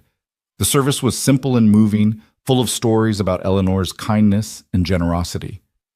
Hannah gave a eulogy that had half the congregation in tears, talking about her mother's strength, her love, her unwavering belief that people deserved second chances. "She never gave up on anyone," Hannah said, her voice wavering but strong. "Even when they gave up on themselves. She taught me that love means holding on even when it's hard, and forgiving even when it seems impossible." Ryan wondered if those words were meant for him, or if he was reading too much into a grieving daughter's tribute to her mother. At the reception afterward, held in the church basement with sandwiches and coffee, Ryan found himself cornered by Hannah's Aunt Margaret, a formidable woman who'd never particularly liked him. "So you're back in the picture," Margaret said, her tone making it clear this wasn't a question.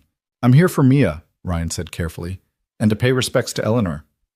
Margaret studied him with sharp eyes. "Hannah's been through hell, you know. This isn't the first loss she's dealt with." The comment felt loaded with meaning Ryan didn't fully understand. "I know about the postpartum depression," he said. "Do you?"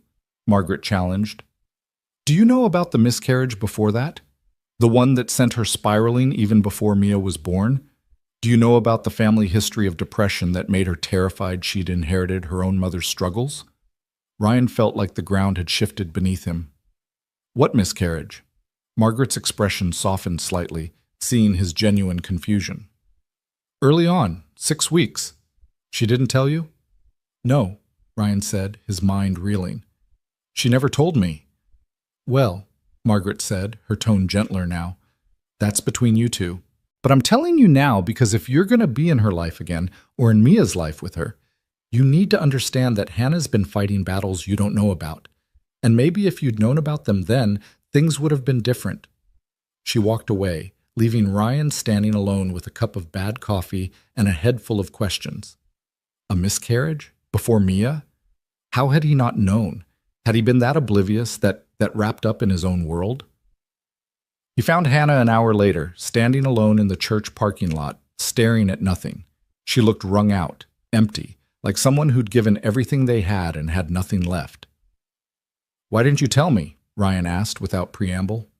Hannah didn't pretend not to know what he meant. "About the miscarriage?" "Yes." She was quiet for a long moment. "Because I blame myself," she finally said. "Because I thought if I'd been stronger, healthier, more careful, it wouldn't have happened. And I was afraid you'd blame me too." "I wouldn't have," Ryan said, and meant it completely. "I know that now," Hannah said. "But back then I wasn't thinking clearly. The miscarriage happened, and I fell apart, and then I got pregnant with Mia so quickly afterward that I didn't have time to process any of it. And the whole time I was terrified. Terrified I'd lose her too. Terrified I wasn't strong enough to be a mother. Terrified of everything." "You should have told me," Ryan said, but without the anger that would have been there weeks ago. Now it was just sadness, grief for the communication that had failed them both. "I should have told you a lot of things," Hannah agreed. "But I was drowning, Ryan. And when you're drowning, you can't always see the hand reaching out to save you." They stood in silence, the weight of everything unsaid hanging between them. Finally, Ryan spoke. "Mia wants you to come to dinner again. Tomorrow. Nothing fancy, just spaghetti. But she asked, and I think you should come." Hannah's eyes widened. "Are you sure?" "No," Ryan admitted, "but I'm asking anyway." A ghost of a smile touched Hannah's lips, the first genuine smile he'd seen from her all day. "Then yes, I'd love to." The next evening, Hannah came to dinner, and this time the atmosphere was different. Less tense, more comfortable, as if they'd all agreed to stop fighting against something inevitable. Mia showed Hannah her room, her toys, her collection of rocks from the playground. Hannah listened and engaged and asked questions, slipping into the role of mother with an ease that suggested it had never really left her. After Mia went to bed, Ryan and Hannah sat in the living room with tea, talking about nothing and everything. They laughed about Mia's stubborn streak, compared notes on her preferences and quirks, marveled at how much she'd grown. "I've missed so much," Hannah said quietly, "and I know I can never get that back." "No," Ryan agreed. "You can't, but maybe you can be part of what comes next." Hannah looked at him, hope and fear warring in her expression. "What does that mean?" "I don't know yet," Ryan said honestly, "but I think we need to figure it out, for Mia's sake." "Just for Mia's sake?" Hannah asked softly. Ryan met her eyes, saw the question there, and felt something shift in his chest, something dangerous and hopeful that he'd thought was dead and buried. "I don't know," he whispered. "Maybe not just for Mia." The admission hung in the air between them, fragile and significant. Hannah reached across the space separating them on the couch and took his hand. The touch was gentle, tentative, asking permission rather than demanding acceptance. Ryan didn't pull away. They sat like that for a long time, hands joined, neither speaking, both trying to figure out if the bridge between who they'd been and who they might become was strong enough to cross. Outside, snow began to fall again, covering the world in white, making everything look new. The weeks that followed Eleanor's funeral unfolded with a strange kind of rhythm, like learning to dance to music that kept changing tempo. Hannah became a regular presence in their lives. Not constant, not overwhelming, but there. She came for dinner every Wednesday, a schedule they'd agreed upon after lengthy discussion. She called Mia on Saturday mornings, their conversations full of giggles and stories that Ryan could hear from the kitchen where he pretended not to be listening. And slowly, incrementally, the sharp edges of their shared past began to soften into something less cutting. Ryan found himself thinking about Hannah at odd moments, while grading papers at school, while making breakfast, while lying awake at night staring at the ceiling. Not the Hannah who'd left, though that ghost still haunted the corners of his memory. This was a different Hannah, or maybe the same one stripped of the illness that had consumed her. He caught glimpses of the woman he'd fallen in love with 8 years ago, back when they'd been young and stupid and certain that love conquered everything. Turned out love didn't conquer everything, but maybe Ryan was starting to think it could survive more than he'd given it credit for. Sarah visited in mid-January, sweeping into the house with her characteristic energy and immediately demanding a full accounting of everything that had happened since Christmas. Ryan tried to downplay it, but Mia, who had inherited her aunt's tendency toward dramatic storytelling, provided enthusiastic commentary about every visit with Mommy, every phone call, every moment of connection. "So she's just back in your life now," Sarah said later that evening, after Mia had gone to bed. They sat at the kitchen table with wine, a replay of countless conversations they'd had over the years. "Just like that." "Not just like that," Ryan corrected. "It's complicated." "Well, everything with you two is complicated," Sarah observed, "but I need to ask, and I need you to be honest with me. Are you falling for her again?" The question landed like a stone in still water, sending ripples through Ryan's carefully maintained composure. "I don't know," he said, which was both true and a cop-out. "Maybe, probably. I'm trying not to." "Why?" Sarah asked, and the question was genuine, not accusatory. "Why are you trying not to?" Ryan stared into his wine glass, watching the liquid catch the light. "Because I remember what it felt like when she left. I remember lying on the bathroom floor at 2 a.m. because Mia was crying, and I didn't know how to help her, and thinking that I couldn't do it, that I wasn't strong enough. And I survived that, Sarah. I came out the other side, but I don't know if I could survive it again." Sarah reached across the table and squeezed his hand. "That's a fair fear," she said gently. "But Ryan, you're not the same person you were 3 years ago. Neither is she. Maybe the question isn't whether you could survive her leaving again. Maybe it's whether you're brave enough to let her stay." The words stayed with Ryan long after Sarah left, echoing through his thoughts like a song he couldn't shake. Was he brave enough? He'd always thought of himself as practical, cautious, someone who learned from mistakes rather than repeating them. But there was Mia to consider. Mia, who blossomed a little more each time she saw her mother, who'd started drawing pictures of 3 people instead of 2, who talked about when Mommy comes with the casual certainty of a child who'd decided how the world should work. And there was Hannah herself, trying so hard, showing up consistently, never pushing for more than Ryan was willing to give. She'd started therapy again after Eleanor's death, and she talked about it openly now, treating her mental health like something to be managed rather than hidden. She'd gotten a part-time job at the library where her mother had worked, organizing estate sales to settle Eleanor's affairs, building a life that was separate from Ryan and Mia, but orbited around them. February brought a cold snap that froze everything solid and kept people indoors. Ryan's school district called a snow day after an ice storm made the roads treacherous, and he found himself home with Mia on a Wednesday, which meant Hannah was supposed to come for dinner, though he'd texted her that morning suggesting they reschedule given the weather. Her response had been immediate.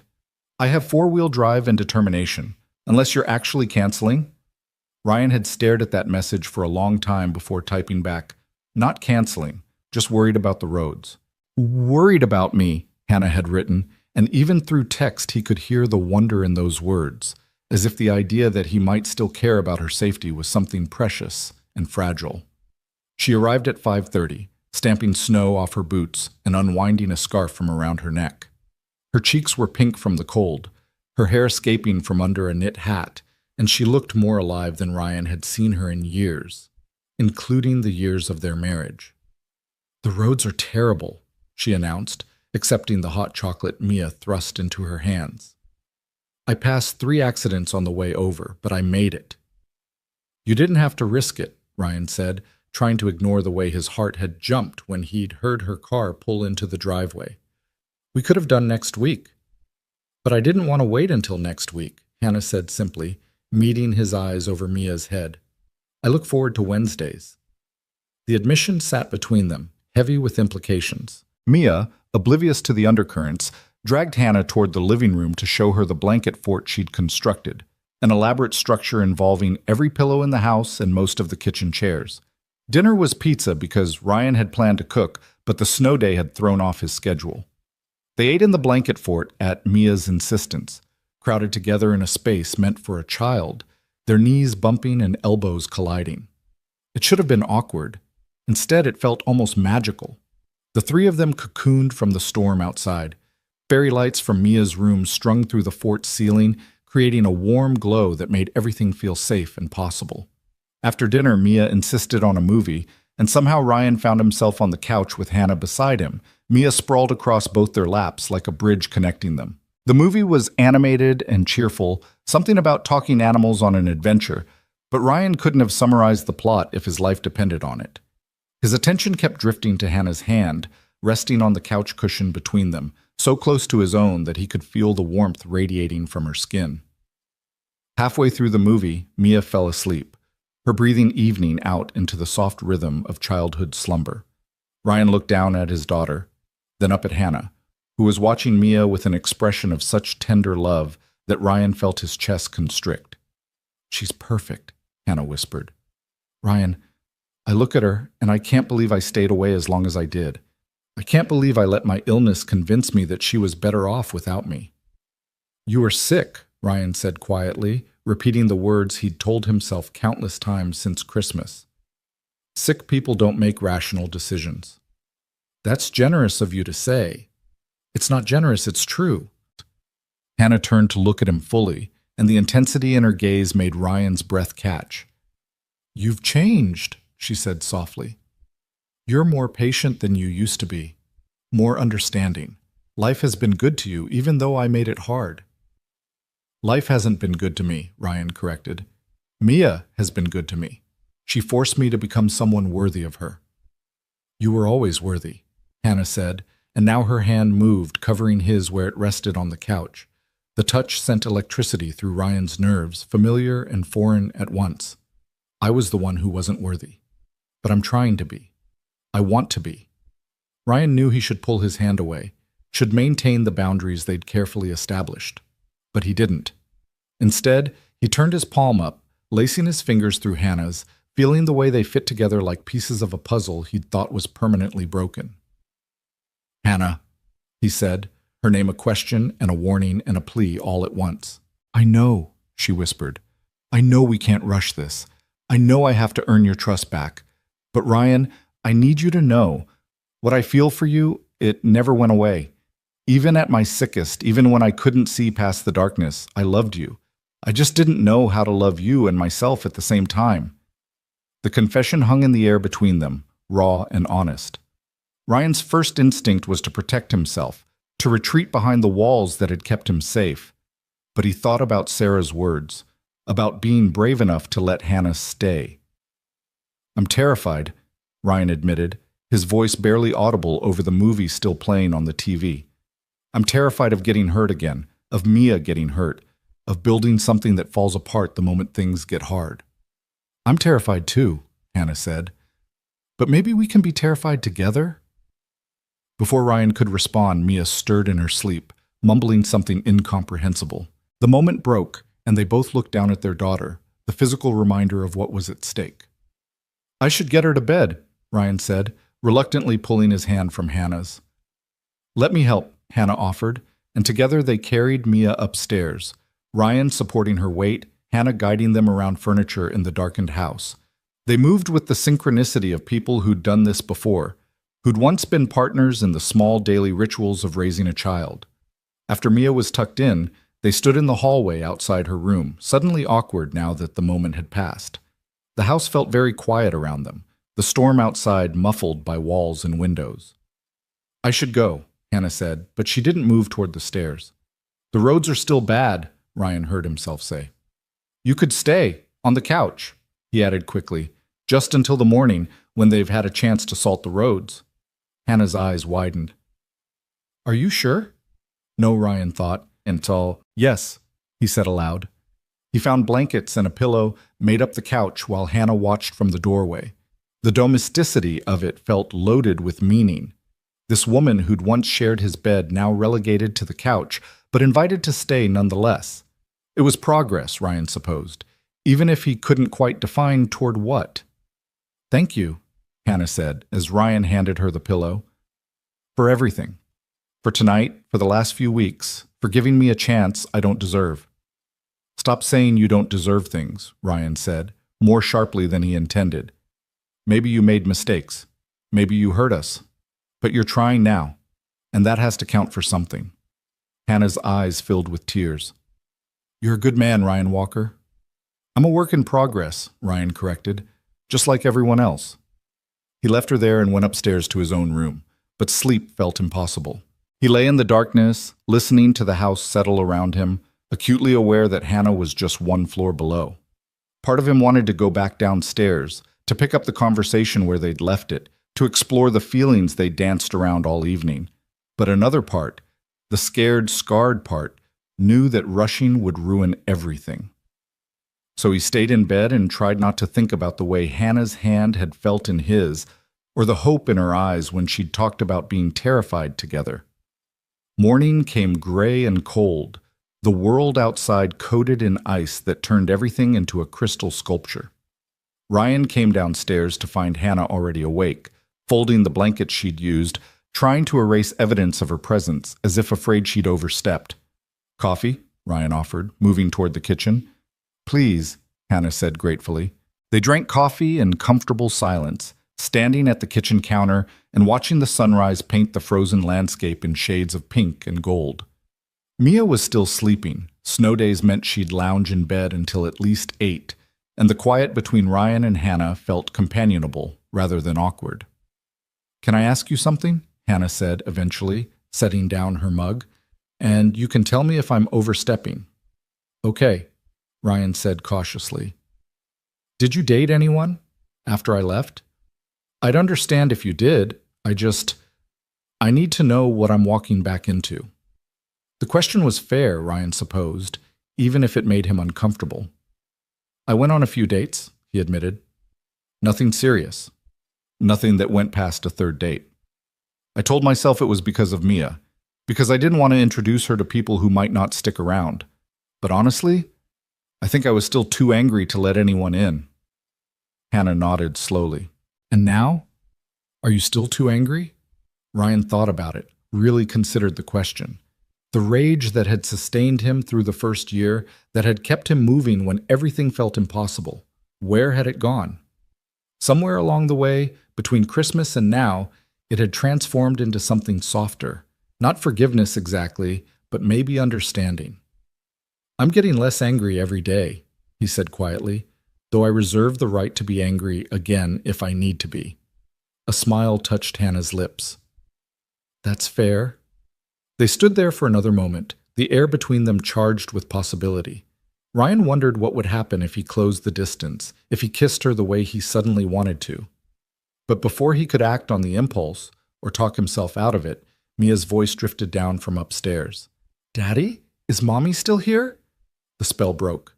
Hannah laughed softly, shaking her head. "I should probably go anyway. The road should be better now." But as Ryan walked her to the door, helped her with her coat, watched her scrape ice off her windshield, he felt something settle in his chest, a decision he hadn't quite made but was approaching nonetheless. Maybe Sarah was right. Maybe it was time to be brave. The next Wednesday, Hannah brought flowers, not for Ryan, but for Mia, who was thrilled by the bouquet of daisies and insisted on putting them in a vase on the dinner table. The Wednesday after that, she brought ingredients for cookies, and they baked together, flour ending up everywhere despite their best efforts. Small gestures that added up to something larger, something that felt almost like family. In mid-February, Mia's school announced a father-daughter dance, and Ryan felt the familiar pang of being a single parent. The knowledge that Mia would notice other kids with two parents, would feel the absence even if she didn't say it aloud. But when he mentioned it casually to Hannah during one of their Wednesday dinners, she surprised him. "What if I took her dress shopping?" Hannah offered tentatively. "Girls need opinions on dresses, and I know I haven't been around much, but if you think it would be okay—" "Yes," Ryan interrupted. "Yes, that would be good. She'd love that." Mia's excitement when they told her was almost overwhelming. She talked about nothing else for days, planning the shopping trip with the seriousness of a military operation. When the day came, Ryan dropped her off at the mall to meet Hannah, feeling strangely nervous as he watched his daughter run toward her mother. They were gone for 3 hours, and when Hannah brought Mia home, both of them were laughing, laden with shopping bags and stories. Mia had found the perfect dress, purple with sparkles, and Hannah had apparently bought her matching shoes and a hair clip shaped like a butterfly. "You didn't have to do all that," Ryan said as Mia ran upstairs to try everything on again. "I wanted to," Hannah said simply. "Ryan, I've missed 5 years of shopping trips and hair appointments and all the little moments that make up a childhood. Let me have this one, even if it's all I ever get." The phrase "all I ever get" struck Ryan as unnecessarily pessimistic, but before he could say so, Mia was calling them both upstairs to see the full ensemble. She twirled in front of the mirror, the dress flaring around her legs, her face glowing with happiness. "I'm going to be the prettiest one at the dance," she declared with absolute confidence. "You absolutely are," Hannah agreed, meeting Ryan's eyes over their daughter's head with a smile that made his heart skip.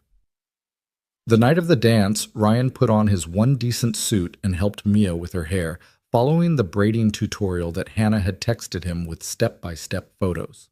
They arrived at the school gymnasium, decorated with hearts and streamers, already full of fathers and daughters in fancy clothes. Mia was immediately swept up in the excitement, dragging Ryan onto the dance floor for every song. He twirled her and let her stand on his feet so they could waltz, and felt his heart swell with love for this small person who'd become his entire world. During a slow song, Mia looked up at him with serious eyes. "Daddy? Do you think Mommy wishes she was here?" The question caught Ryan off guard. "I think she's happy you had a good time shopping with her. But wouldn't it be nice if she could come to things like this? With us?" Ryan pulled Mia closer, buying time to formulate an answer. "Maybe someday," he said carefully, "but these things take time." "How much time?"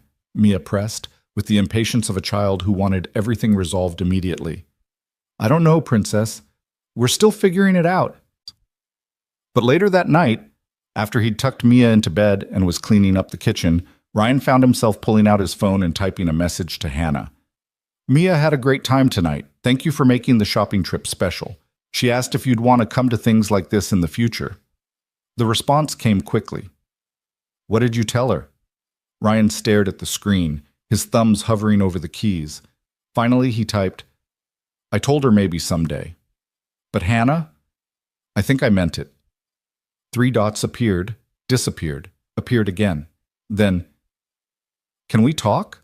Not tonight, but soon? Really talk about what this is and what it could be?"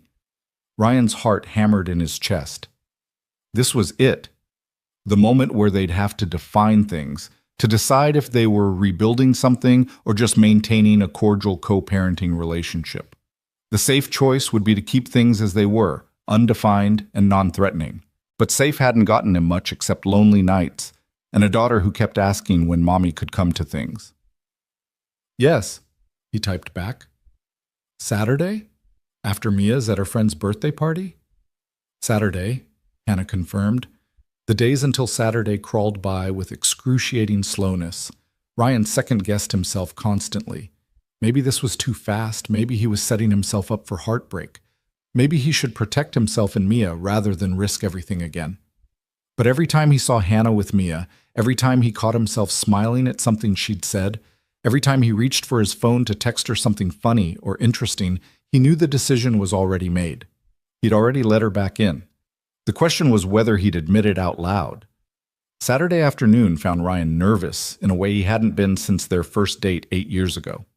He'd dropped Mia at her friend's house, confirmed pickup time, and driven home with sweaty palms and a racing heart. Hannah arrived at 2, looking equally nervous, her hands twisting together as she stood on the porch.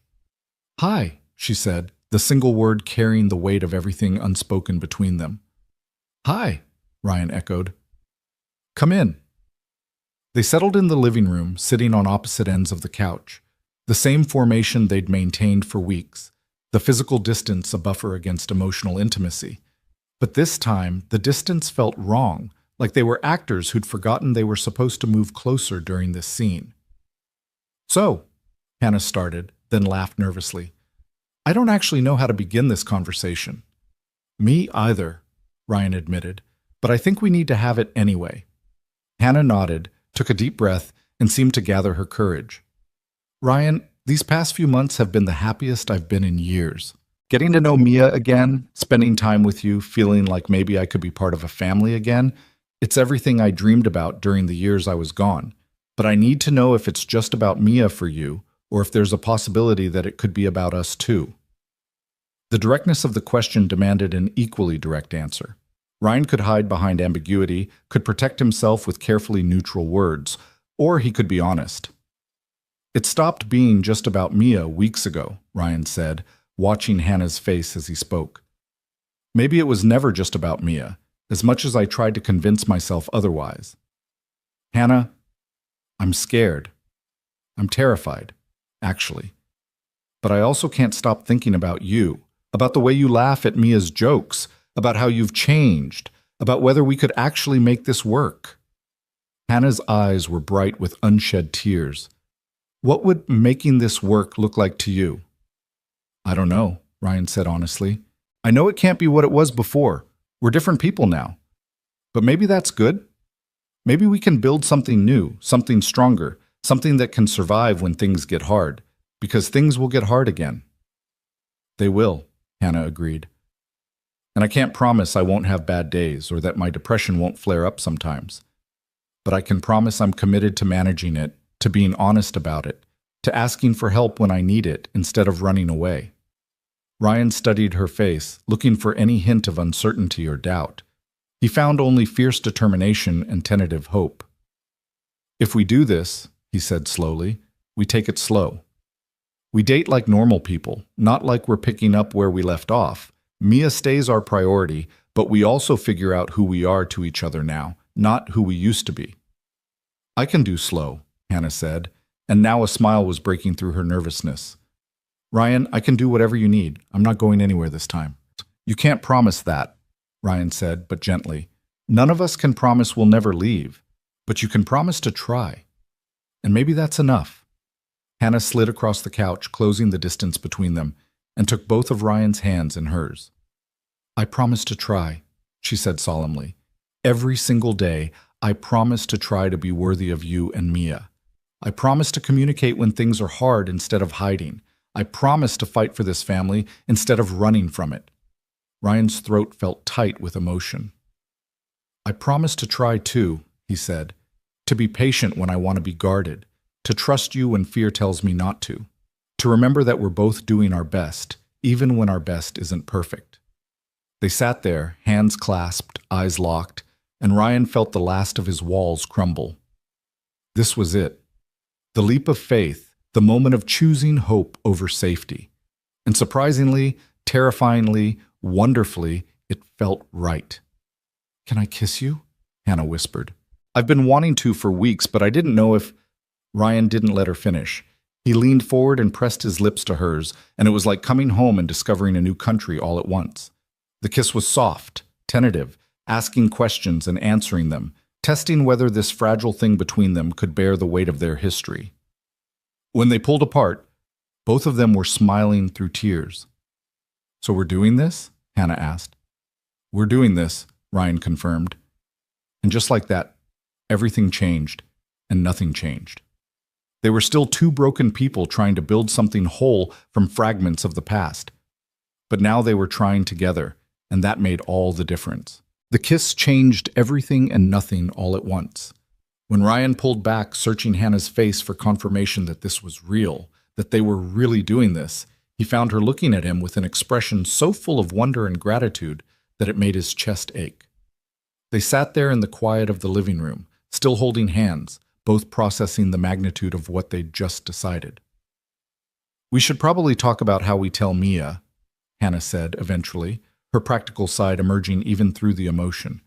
"I don't want to confuse her or get her hopes up if we're taking things slow."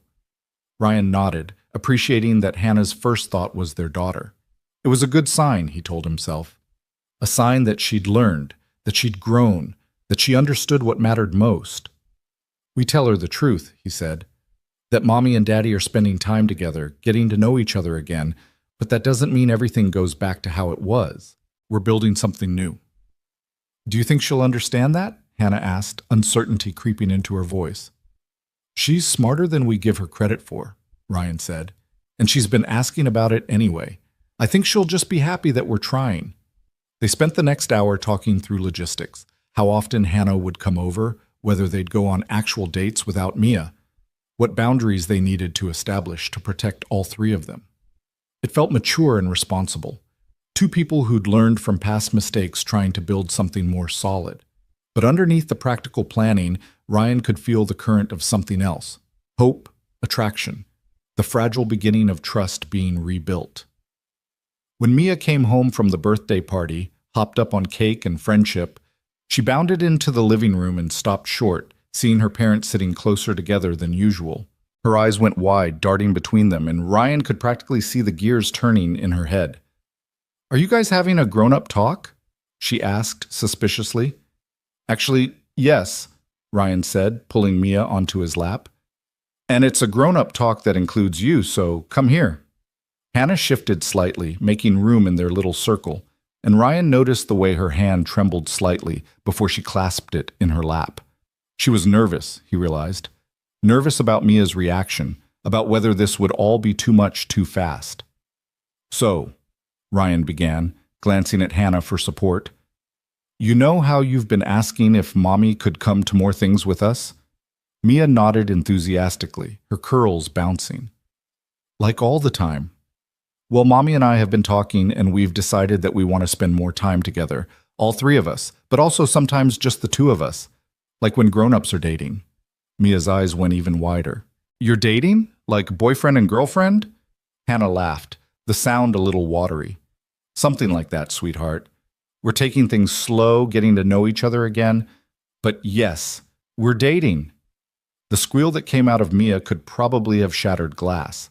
She launched herself at Hannah, nearly knocking her over, and then bounced back to Ryan to hug him just as fiercely. "This is the best day ever," she announced.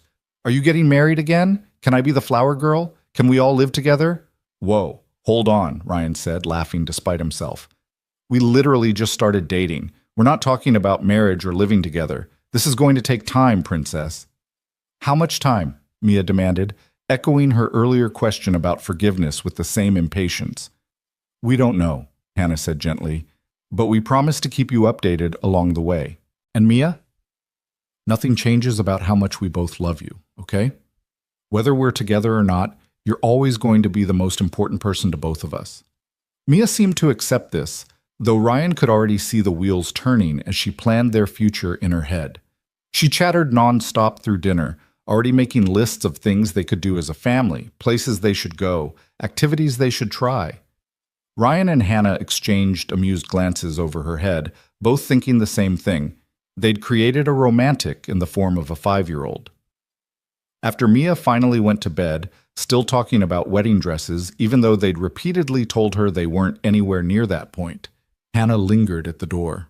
The goodbye felt weighted with new significance now that they'd named what was between them. "So," Hannah said, a shy smile playing at her lips, "when's our first official date?" "Are Wednesday dinners not dates?" Ryan teased. "Those are family dinners," Hannah corrected. "I want a real date, just us. Somewhere we can talk without worrying about little ears hearing everything." Ryan felt a flutter of nervousness in his stomach, the kind he hadn't experienced since he was a teenager. "Friday?" he suggested. "Sarah said she'd watch Mia anytime I needed her to, and I think she'll be thrilled about this development." Friday is perfect, Hannah said. Then, with a boldness that surprised both of them, she stood on her toes and kissed him again, brief and sweet, but full of promise. Good night, Ryan. Good night, he managed, watching her walk to her car with a smile he couldn't have suppressed if he'd tried. The call to Sarah was exactly as Ryan expected. She answered on the first ring, as if she'd been waiting for news. Tell me everything, she demanded. We're dating, Ryan said, unable to keep the grin out of his voice. Hannah and we're officially dating. There was a long pause. And you're sure about this? You're really, truly sure? I'm terrified, Ryan admitted. But yes, I'm sure. Sarah sighed, and Ryan could picture her shaking her head. Then I'm happy for you, you idiot. You deserve happiness, even if you're choosing the most complicated path to get there. When do you need me to watch Mia? Friday night? We're going on our first real date. I'll be there, Sarah promised. And Ryan? For what it's worth, I think you're brave. Stupid, maybe, but brave. Friday arrived with the kind of nervous anticipation that made Ryan change his shirt 3 times and check his hair in the mirror more than any grown man should. He'd made reservations at a quiet Italian restaurant downtown, the kind of place that was romantic without being over the top, intimate without feeling like too much pressure. Sarah arrived early, took one look at Ryan's face, and laughed. You look like you're about to face a firing squad, not go on a date with a woman you've already been married to. That's what makes it terrifying, Ryan said, adjusting his collar for the 5th time. We know all the ways we failed before. What if we just fail again? Then you'll survive, like you did before, Sarah said matter-of-factly. But what if you don't fail? What if you actually get your happy ending? The question stayed with Ryan as he drove to pick up Hannah. She'd moved into a small apartment after settling Eleanor's estate, a place that was distinctly hers rather than haunted by her mother's illness. When she answered the door, Ryan momentarily forgot how to breathe. She was wearing a dark blue dress that brought out her eyes, her hair falling in soft waves around her shoulders, and she looked beautiful in a way that made Ryan remember exactly why he'd fallen in love with her in the first place. Hi, she said, her own nervousness evident in the way she clutched her purse. Hi, Ryan echoed. You look amazing. So do you, Hannah said, and the smile she gave him was genuine and warm and slightly shy, like they were discovering each other all over again. The restaurant was everything Ryan had hoped. Quiet enough for conversation, but busy enough that they weren't hyper-aware of being alone together. They started with safe topics: Mia's latest school adventures, Ryan's students, the book Hannah had been reading, but gradually, as the wine loosened their tongues and the atmosphere relaxed them, they ventured into deeper territory.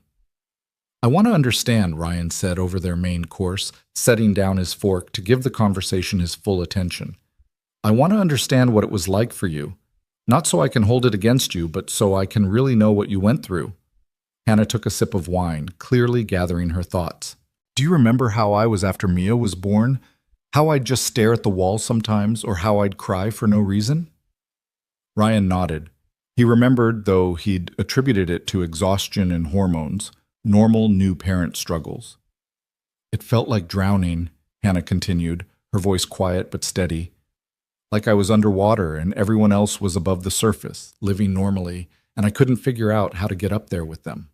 I'd look at Mia and feel this overwhelming love, but also this terror that I was going to fail her, that I was broken and defective and she deserved better. You weren't broken, Ryan said firmly. I know that now, Hannah said. But then, I believed it completely, and the worse I felt, the more I tried to hide it, because admitting I was struggling felt like admitting I was a terrible mother. So I just kept sinking deeper and deeper until one day I woke up and couldn't remember the last time I'd felt anything other than numb despair. Ryan reached across the table and took her hand, needing the physical connection. What made you finally leave? Was there a specific moment? Hannah's eyes filled with tears, but she didn't look away. I was giving Mia a bath. She was 2, so full of energy and joy, and she was splashing and laughing, and I just felt nothing. I couldn't connect to her happiness. I couldn't feel the love I knew was supposed to be there. And I had this thought, this terrible, intrusive thought, that if something happened to her, I wouldn't even care because I couldn't feel anything at all. Ryan's grip on her hand tightened.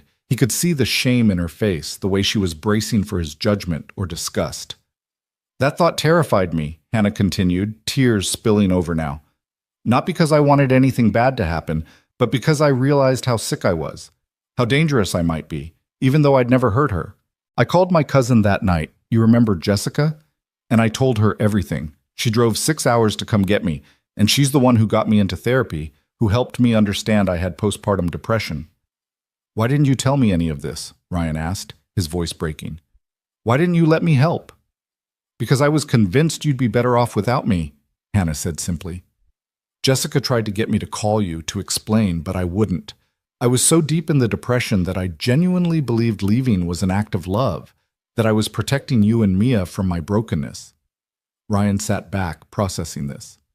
All the anger he'd carried, all the nights he'd wondered how Hannah could just abandon them. It had been predicated on the assumption that she'd left because she didn't care. But this was the opposite. She'd left because she'd cared too much to risk hurting them with her illness. It still wasn't right, Ryan said, needing to establish that boundary. I understand why you did it, but it still wasn't the right choice. We could have gotten through it together. I know, Hannah whispered. And if I could go back, I'd do everything differently. I'd be honest about struggling. I'd accept help. I'd trust that you loved me enough to support me through the darkness. But I can't go back, Ryan. I can only be better now. They sat in silence for a moment, the weight of the conversation settling around them. Then Ryan said something he'd been thinking about for weeks. I failed you too. I saw that you were struggling, and I didn't push hard enough to understand why. I let you deflect and make excuses because it was easier than confronting something I didn't know how to fix. You were a new parent trying to survive, Hannah said. You can't blame yourself for not diagnosing a medical condition. Maybe not, Ryan agreed, but I can acknowledge that if we're going to do this right, really right, we both need to be better at communicating, at being honest even when it's hard. I can do that, Hannah said, her voice stronger now. I want to do that. The rest of dinner was lighter, as if they'd cleared some essential hurdle and could now breathe easier. They talked about hopes for the future, cautiously, not making promises they couldn't keep, but exploring possibilities. They laughed about Mia's dramatic reaction to their dating announcement. They remembered good times from their marriage alongside the bad, reclaiming some of the joy that had been buried under pain. When Ryan walked Hannah to her door at the end of the night, the air between them felt electric with possibility. She turned to face him, her back against the door, and Ryan braced one hand on the doorframe above her head, not trapping her but creating a pocket of intimacy in the cool night air. I had a really good time tonight, Hannah said softly. Better than good. Perfect. Me too, Ryan admitted. Hannah, I need you to know I'm all in on this. It scares the hell out of me, but I'm all in. I'm going to try to trust you, to build something new with you. But I need you to promise that if you ever feel yourself slipping, if the depression comes back or things get too hard, you'll tell me. You'll let me help instead of running. I promise, Hannah said solemnly. Ryan, I've spent 3 years learning how to manage my mental health. I have a therapist I see weekly. I'm on medication that actually works. I have coping strategies and a support network. I'm not the same person who left, and I won't make the same mistakes. Ryan studied her face in the porch light, looking for any hint of uncertainty. He found only fierce determination and love. So much love it took his breath away. Okay, he said. Then let's do this. Let's build something new. He kissed her then, and it was different from the tentative kisses they'd shared before. This one was deeper, more certain, a promise sealed with touch. When they finally broke apart, both breathless, Hannah was smiling through tears. Come to Sunday dinner? Ryan asked impulsively. Not Wednesday, Sunday. Make it 4 days a week instead of 1. Are you sure? Hannah asked, even as hope lit up her face. I'm sure, Ryan said. Slow doesn't mean we have to torture ourselves. It just means we're being thoughtful about how we move forward. Spring arrived gradually, winter releasing its grip 1 degree at a time. Hannah became a fixture in their lives. Not just Wednesday and Sunday dinners, but movie nights and trips to the park and lazy Saturday mornings where she'd arrive with donuts and coffee. She and Ryan went on dates every Friday, exploring their city like tourists discovering it for the first time, talking about everything and nothing, slowly stitching together the torn fabric of their relationship. There were hard moments, too. One Tuesday in March, Hannah called Ryan in tears, in the grip of a bad day where the depression had surged back without warning. Ryan's first instinct was panic. This was it, the moment where she'd run again. But instead, Hannah asked if he could come over, and when he arrived, she let him hold her while she cried and told him about the darkness that sometimes still clawed at her. "I'm not going anywhere, but," Hannah kept saying, like a mantra she needed to repeat. "I'm just having a bad day. I need you to know I'm having a bad day so you can help me through it instead of me trying to hide it." And Ryan did help. He held her and listened and didn't try to fix anything, just offered his presence and patience. When she felt steadier, he helped her call her therapist to schedule an emergency session. He picked up Mia from school so Hannah could rest. He proved, through action rather than words, that her illness didn't scare him away anymore because now he understood it and she'd let him in. That night, after Mia was asleep and Hannah had gone home with a medication adjustment plan and a promise to check in tomorrow, Ryan realized something profound. Love wasn't just the easy moments, the laughter and joy and connection. Love was also this, showing up on the hard days, offering support without judgment, choosing to stay when leaving would be simpler. In April, Ryan invited Hannah to his school's spring concert where Mia was singing with her kindergarten class. It was a small thing, but it felt significant. Hannah in the audience with the other parents, recording on her phone like she'd never missed a moment of their daughter's life. Afterward, when Mia ran up to them both with equal enthusiasm, chattering about how nervous she'd been and whether they'd heard her part, Hannah caught Ryan's eye over their daughter's head and smiled. This was what rebuilding looked like. Not grand gestures or dramatic declarations, but the accumulation of small moments that added up to something solid and real. One Saturday in May, nearly 6 months after that chance meeting in the mall, Hannah brought up the subject that had been hovering unspoken between them for weeks. They were at the park, watching Mia play on the swings with other children, and Hannah's hand was warm in Ryan's as they sat on a bench in the sunshine. "I've been thinking," Hannah started, then paused, clearly nervous about how to continue. "That's dangerous," Ryan teased, trying to lighten whatever heavy thing was coming. Hannah laughed, but pressed on.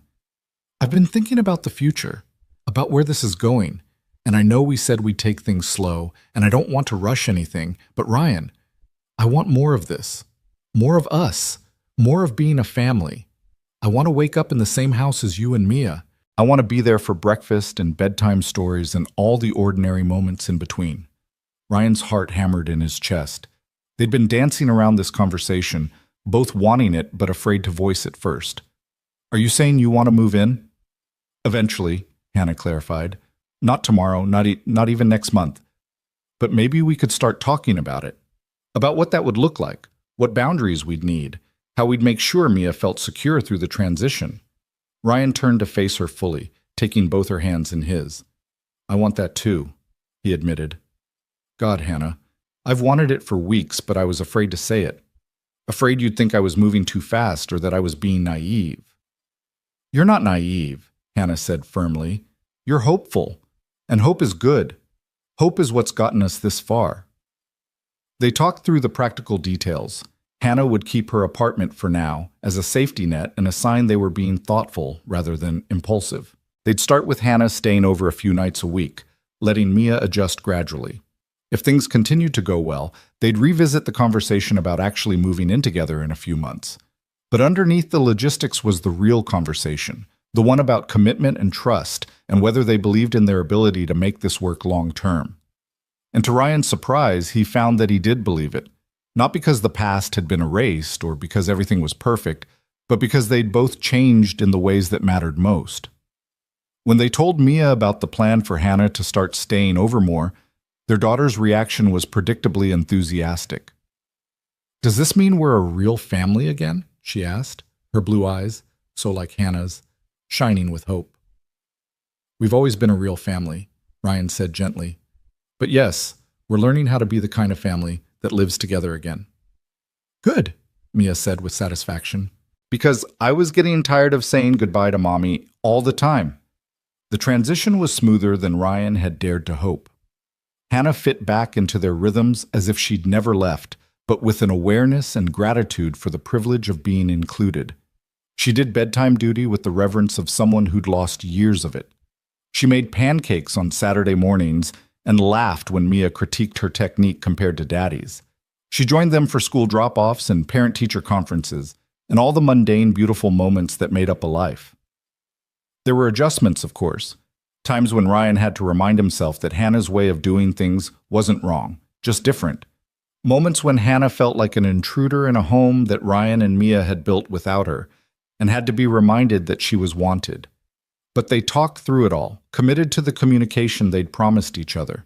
In July, on a humid evening with fireflies lighting up the backyard, Ryan found himself standing at the kitchen window watching Hannah and Mia catch lightning bugs in a jar. Mia's laughter carried through the screen, and Hannah's answering giggle sounded young and free, like the woman Ryan had married before life got complicated. Sarah, visiting for the weekend, came to stand beside him. "You did it," she said quietly. "You actually pulled off the impossible." "What's that?" Ryan asked, though he knew what she meant. "You forgave her, really forgave her. Not the kind of forgiveness that's really just pretending nothing happened, but the kind that acknowledges the pain and chooses love anyway." Ryan watched Hannah lift Mia up so she could reach a higher firefly, their silhouettes dark against the twilight sky. "She made it easy," he said. "She did the work. She showed up. She proved she was different." "You both did the work," Sarah corrected. "Don't sell yourself short. You could have stayed angry forever and no one would have blamed you. Instead, you chose to be brave." That night, after Mia was asleep and Sarah had gone to the guest room, Ryan and Hannah sat on the back porch swing, moving gently in the humid air. Hannah's head rested on Ryan's shoulder, his arm around her waist, and it felt so natural that Ryan could almost forget they'd ever been apart. "I have something I need to say," Hannah said suddenly, sitting up to face him. In the dim porch light, her expression was serious, almost nervous. Ryan's stomach clenched. After months of things going well, he'd been waiting for the other shoe to drop. "Okay," he said carefully. Hannah took a deep breath. "I want you to know that I see what you've done. Not just agreeing to date me or letting me back into Mia's life, but the way you've loved me through my bad days. The way you've chosen to trust me even when it scared you. The way you've made space for me in the life you built without ever making me feel like I was erasing what you and Mia created together." "Hannah," Ryan started, but she held up a hand. "Let me finish," she said. "You would have been completely justified in never forgiving me, in letting me have a relationship with Mia but nothing more. And I would have accepted that, would have been grateful for even that much. But you gave me more. You gave me another chance at love, at family, at being whole. And I need you to know that I will never take that for granted. Not ever." Ryan felt his throat tighten with emotion. "You've earned it," he said roughly. "Every day you've earned it." "I want to keep earning it," Hannah said. "For the rest of my life, I want to keep earning it. Ryan Walker, I know we're taking things slow. I know we're not rushing into anything, but I need you to know, when you're ready, if you're ever ready, I want to marry you again. I want to make vows we actually keep this time. I want to build a life that nothing can tear apart because we've learned how to weather the storms together." The proposal, if that's what it was, caught Ryan completely off guard. His first instinct was to be cautious, to say it was too soon, to protect himself from the vulnerability of saying yes. But then he looked at Hannah's face, saw the hope and fear and love shining there, and realized that caution had gotten him nowhere good. It was courage that had brought them to this porch, this moment, this second chance at happiness. "Ask me again in 6 months," Ryan said, watching Hannah's face fall with disappointment before he continued. "And the answer will be yes. I want to marry you again, Hannah. I want to stand up in front of everyone we know and promise to love you through everything, the good and the bad, the easy and the hard. But I want us to have a year of this first, a year of proving we can do the everyday boring stuff without falling apart. Because marriage isn't the grand gestures. It's the Tuesday afternoons and the Sunday mornings, and knowing that we can survive both." Hannah's face transformed, disappointment giving way to radiant joy. 6 months, she agreed. "I can wait 6 months." I'd wait forever if that's what you needed. I don't need forever, Ryan said, pulling her close. Just 6 more months of us figuring out how to be a family. And then Hannah? Then I want to make you my wife again, and this time we'll get it right. They kissed under the stars, the summer night wrapping around them like a blessing. Inside the house, Mia slept peacefully, unaware that her parents had just promised each other a future. But she'd know soon enough. She'd be there when they said their vows again, old enough this time to remember, to understand what it meant when 2 people chose each other despite everything that had tried to tear them apart. The next 6 months passed in a blur of ordinary, extraordinary moments. Hannah officially moved in on a cool October morning, her belongings minimal because she said she wanted to blend into the life Ryan and Mia had built rather than disrupting it. They rearranged closets and drawers, making space for her things alongside theirs, and it felt less like an invasion and more like finally becoming complete. Mia started first grade and thrived, her confidence bolstered by having both parents there to cheer her on. Hannah joined the PTA and volunteered in Mia's classroom, building relationships with the other parents who'd only known Ryan as the dedicated single dad. There was gossip, inevitably, whispers about the wife who'd left and come back, but Hannah faced it with grace and honesty, never hiding from her past but refusing to be defined by it either. Ryan proposed properly in December, on Christmas Eve, in the same mall food court where they'd run into each other a year earlier. He told Hannah he wanted to go shopping, dragged her to the spot where Mia had first hugged her mother, and dropped to one knee in front of curious shoppers and twinkling Christmas lights. "A year ago in this exact spot, you came back into our lives," Ryan said, his voice steady despite the tears gathering in his eyes. "And I thought it would destroy me. I thought I'd never survive having you close enough to lose again. But Hannah, you didn't destroy me. You rebuilt me. You taught me that love is braver than fear, that forgiveness is stronger than anger, that second chances are real if you're willing to fight for them." He pulled out a ring, not the same one from their first marriage, but something new, something that represented who they'd become rather than who they'd been. "Hannah Foster, will you marry me? Not because we're trying to reclaim the past, but because we're choosing to build a future?" Hannah was crying too hard to speak at first. Finally, she managed a watery, "Yes, yes, yes, yes," and Ryan slipped the ring onto her finger while the crowd around them burst into applause. Mia, who'd been hiding behind a pillar with Sarah filming the whole thing, came running out screaming, "She said yes! Mommy said yes!" as if there'd been any doubt. They got married the following spring, in the same church where they'd buried Eleanor, but with all the sadness replaced by joy. It was a small ceremony, just family and close friends, people who'd supported them through the darkness and deserved to celebrate the light. Mia was the flower girl, resplendent in a dress she'd picked out with Hannah, and she took her duties with deadly seriousness. When Ryan and Hannah exchanged vows, they didn't use the traditional words. Instead, they spoke promises forged in fire. To communicate even when it was hard, to ask for help instead of suffering in silence, to remember that being a family meant showing up on the worst days as well as the best ones. "I promise to love you through the darkness," Hannah said, tears streaming down her face, "and to trust you enough to bring you into that darkness with me instead of facing it alone. I promise to be patient when patience is hard," Ryan said, "and to remember that loving you means accepting all of you, the light and the shadow, the strength and the struggle." When they kissed, sealing vows that meant so much more than the ones they'd spoken 8 years earlier, Mia cheered louder than anyone. At the reception, held in Sarah's backyard under strings of lights that made everything look magical, Ryan found himself standing with Hannah and Mia, the 3 of them watching people dance and celebrate and toast to their happiness. His arm was around Hannah's waist, her head on his shoulder, Mia pressed against his other side, and Ryan felt something he hadn't felt in years. Complete. Whole. Home.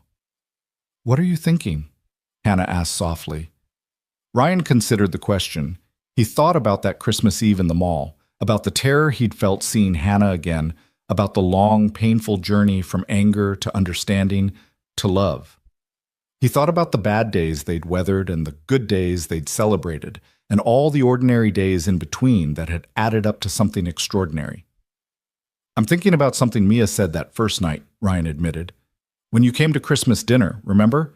We were in the living room and she was falling asleep, and she said we were family." "I remember," Hannah whispered, her voice thick with emotion. "She was right," Ryan said simply. "Even when we were broken and scattered and didn't know how to be together, we were still family. We just had to find our way back to each other." Hannah turned to kiss him, a quick press of lips that tasted like tears and champagne and promise. "Thank you," she whispered against his mouth. "Thank you for finding your way back to me." "Thank you for doing the work to be someone worth finding," Ryan replied. Mia, who'd been eavesdropping shamelessly, squeezed between them. "Are you guys being mushy again?" she asked, but she was grinning. "Always," Ryan confirmed, pulling both his girls close. "Get used to it." And there, surrounded by friends and family, with spring flowers blooming and lights twinkling overhead, and the future stretching bright and uncertain before them, Ryan Walker realized something profound. Forgiveness wasn't weakness. Trust wasn't foolishness. And love, real love, the kind that survived loss and pain and 3 years of absence, wasn't about never falling apart. It was about choosing to put the pieces back together, different than before but somehow stronger for having been broken and remade. They'd lost years they could never get back. But they had all the years ahead of them, and that was more than enough. It was everything. As the party continued around them, Ryan looked up at the stars beginning to emerge in the darkening sky. The same stars that had watched them fall apart and now watched them come back together. And he made a silent promise to whatever force had given them this second chance. He wouldn't waste it. He'd cherish every ordinary moment, weather every storm, and love Hannah and Mia with everything he had for as long as he lived. The story that began with a little girl saying 2 words in a mall food court, "We're family," had come full circle. Because Mia had been right all along. They'd always been family. They just needed time, healing, and the courage to fight for each other to remember it. And now, finally, they were home.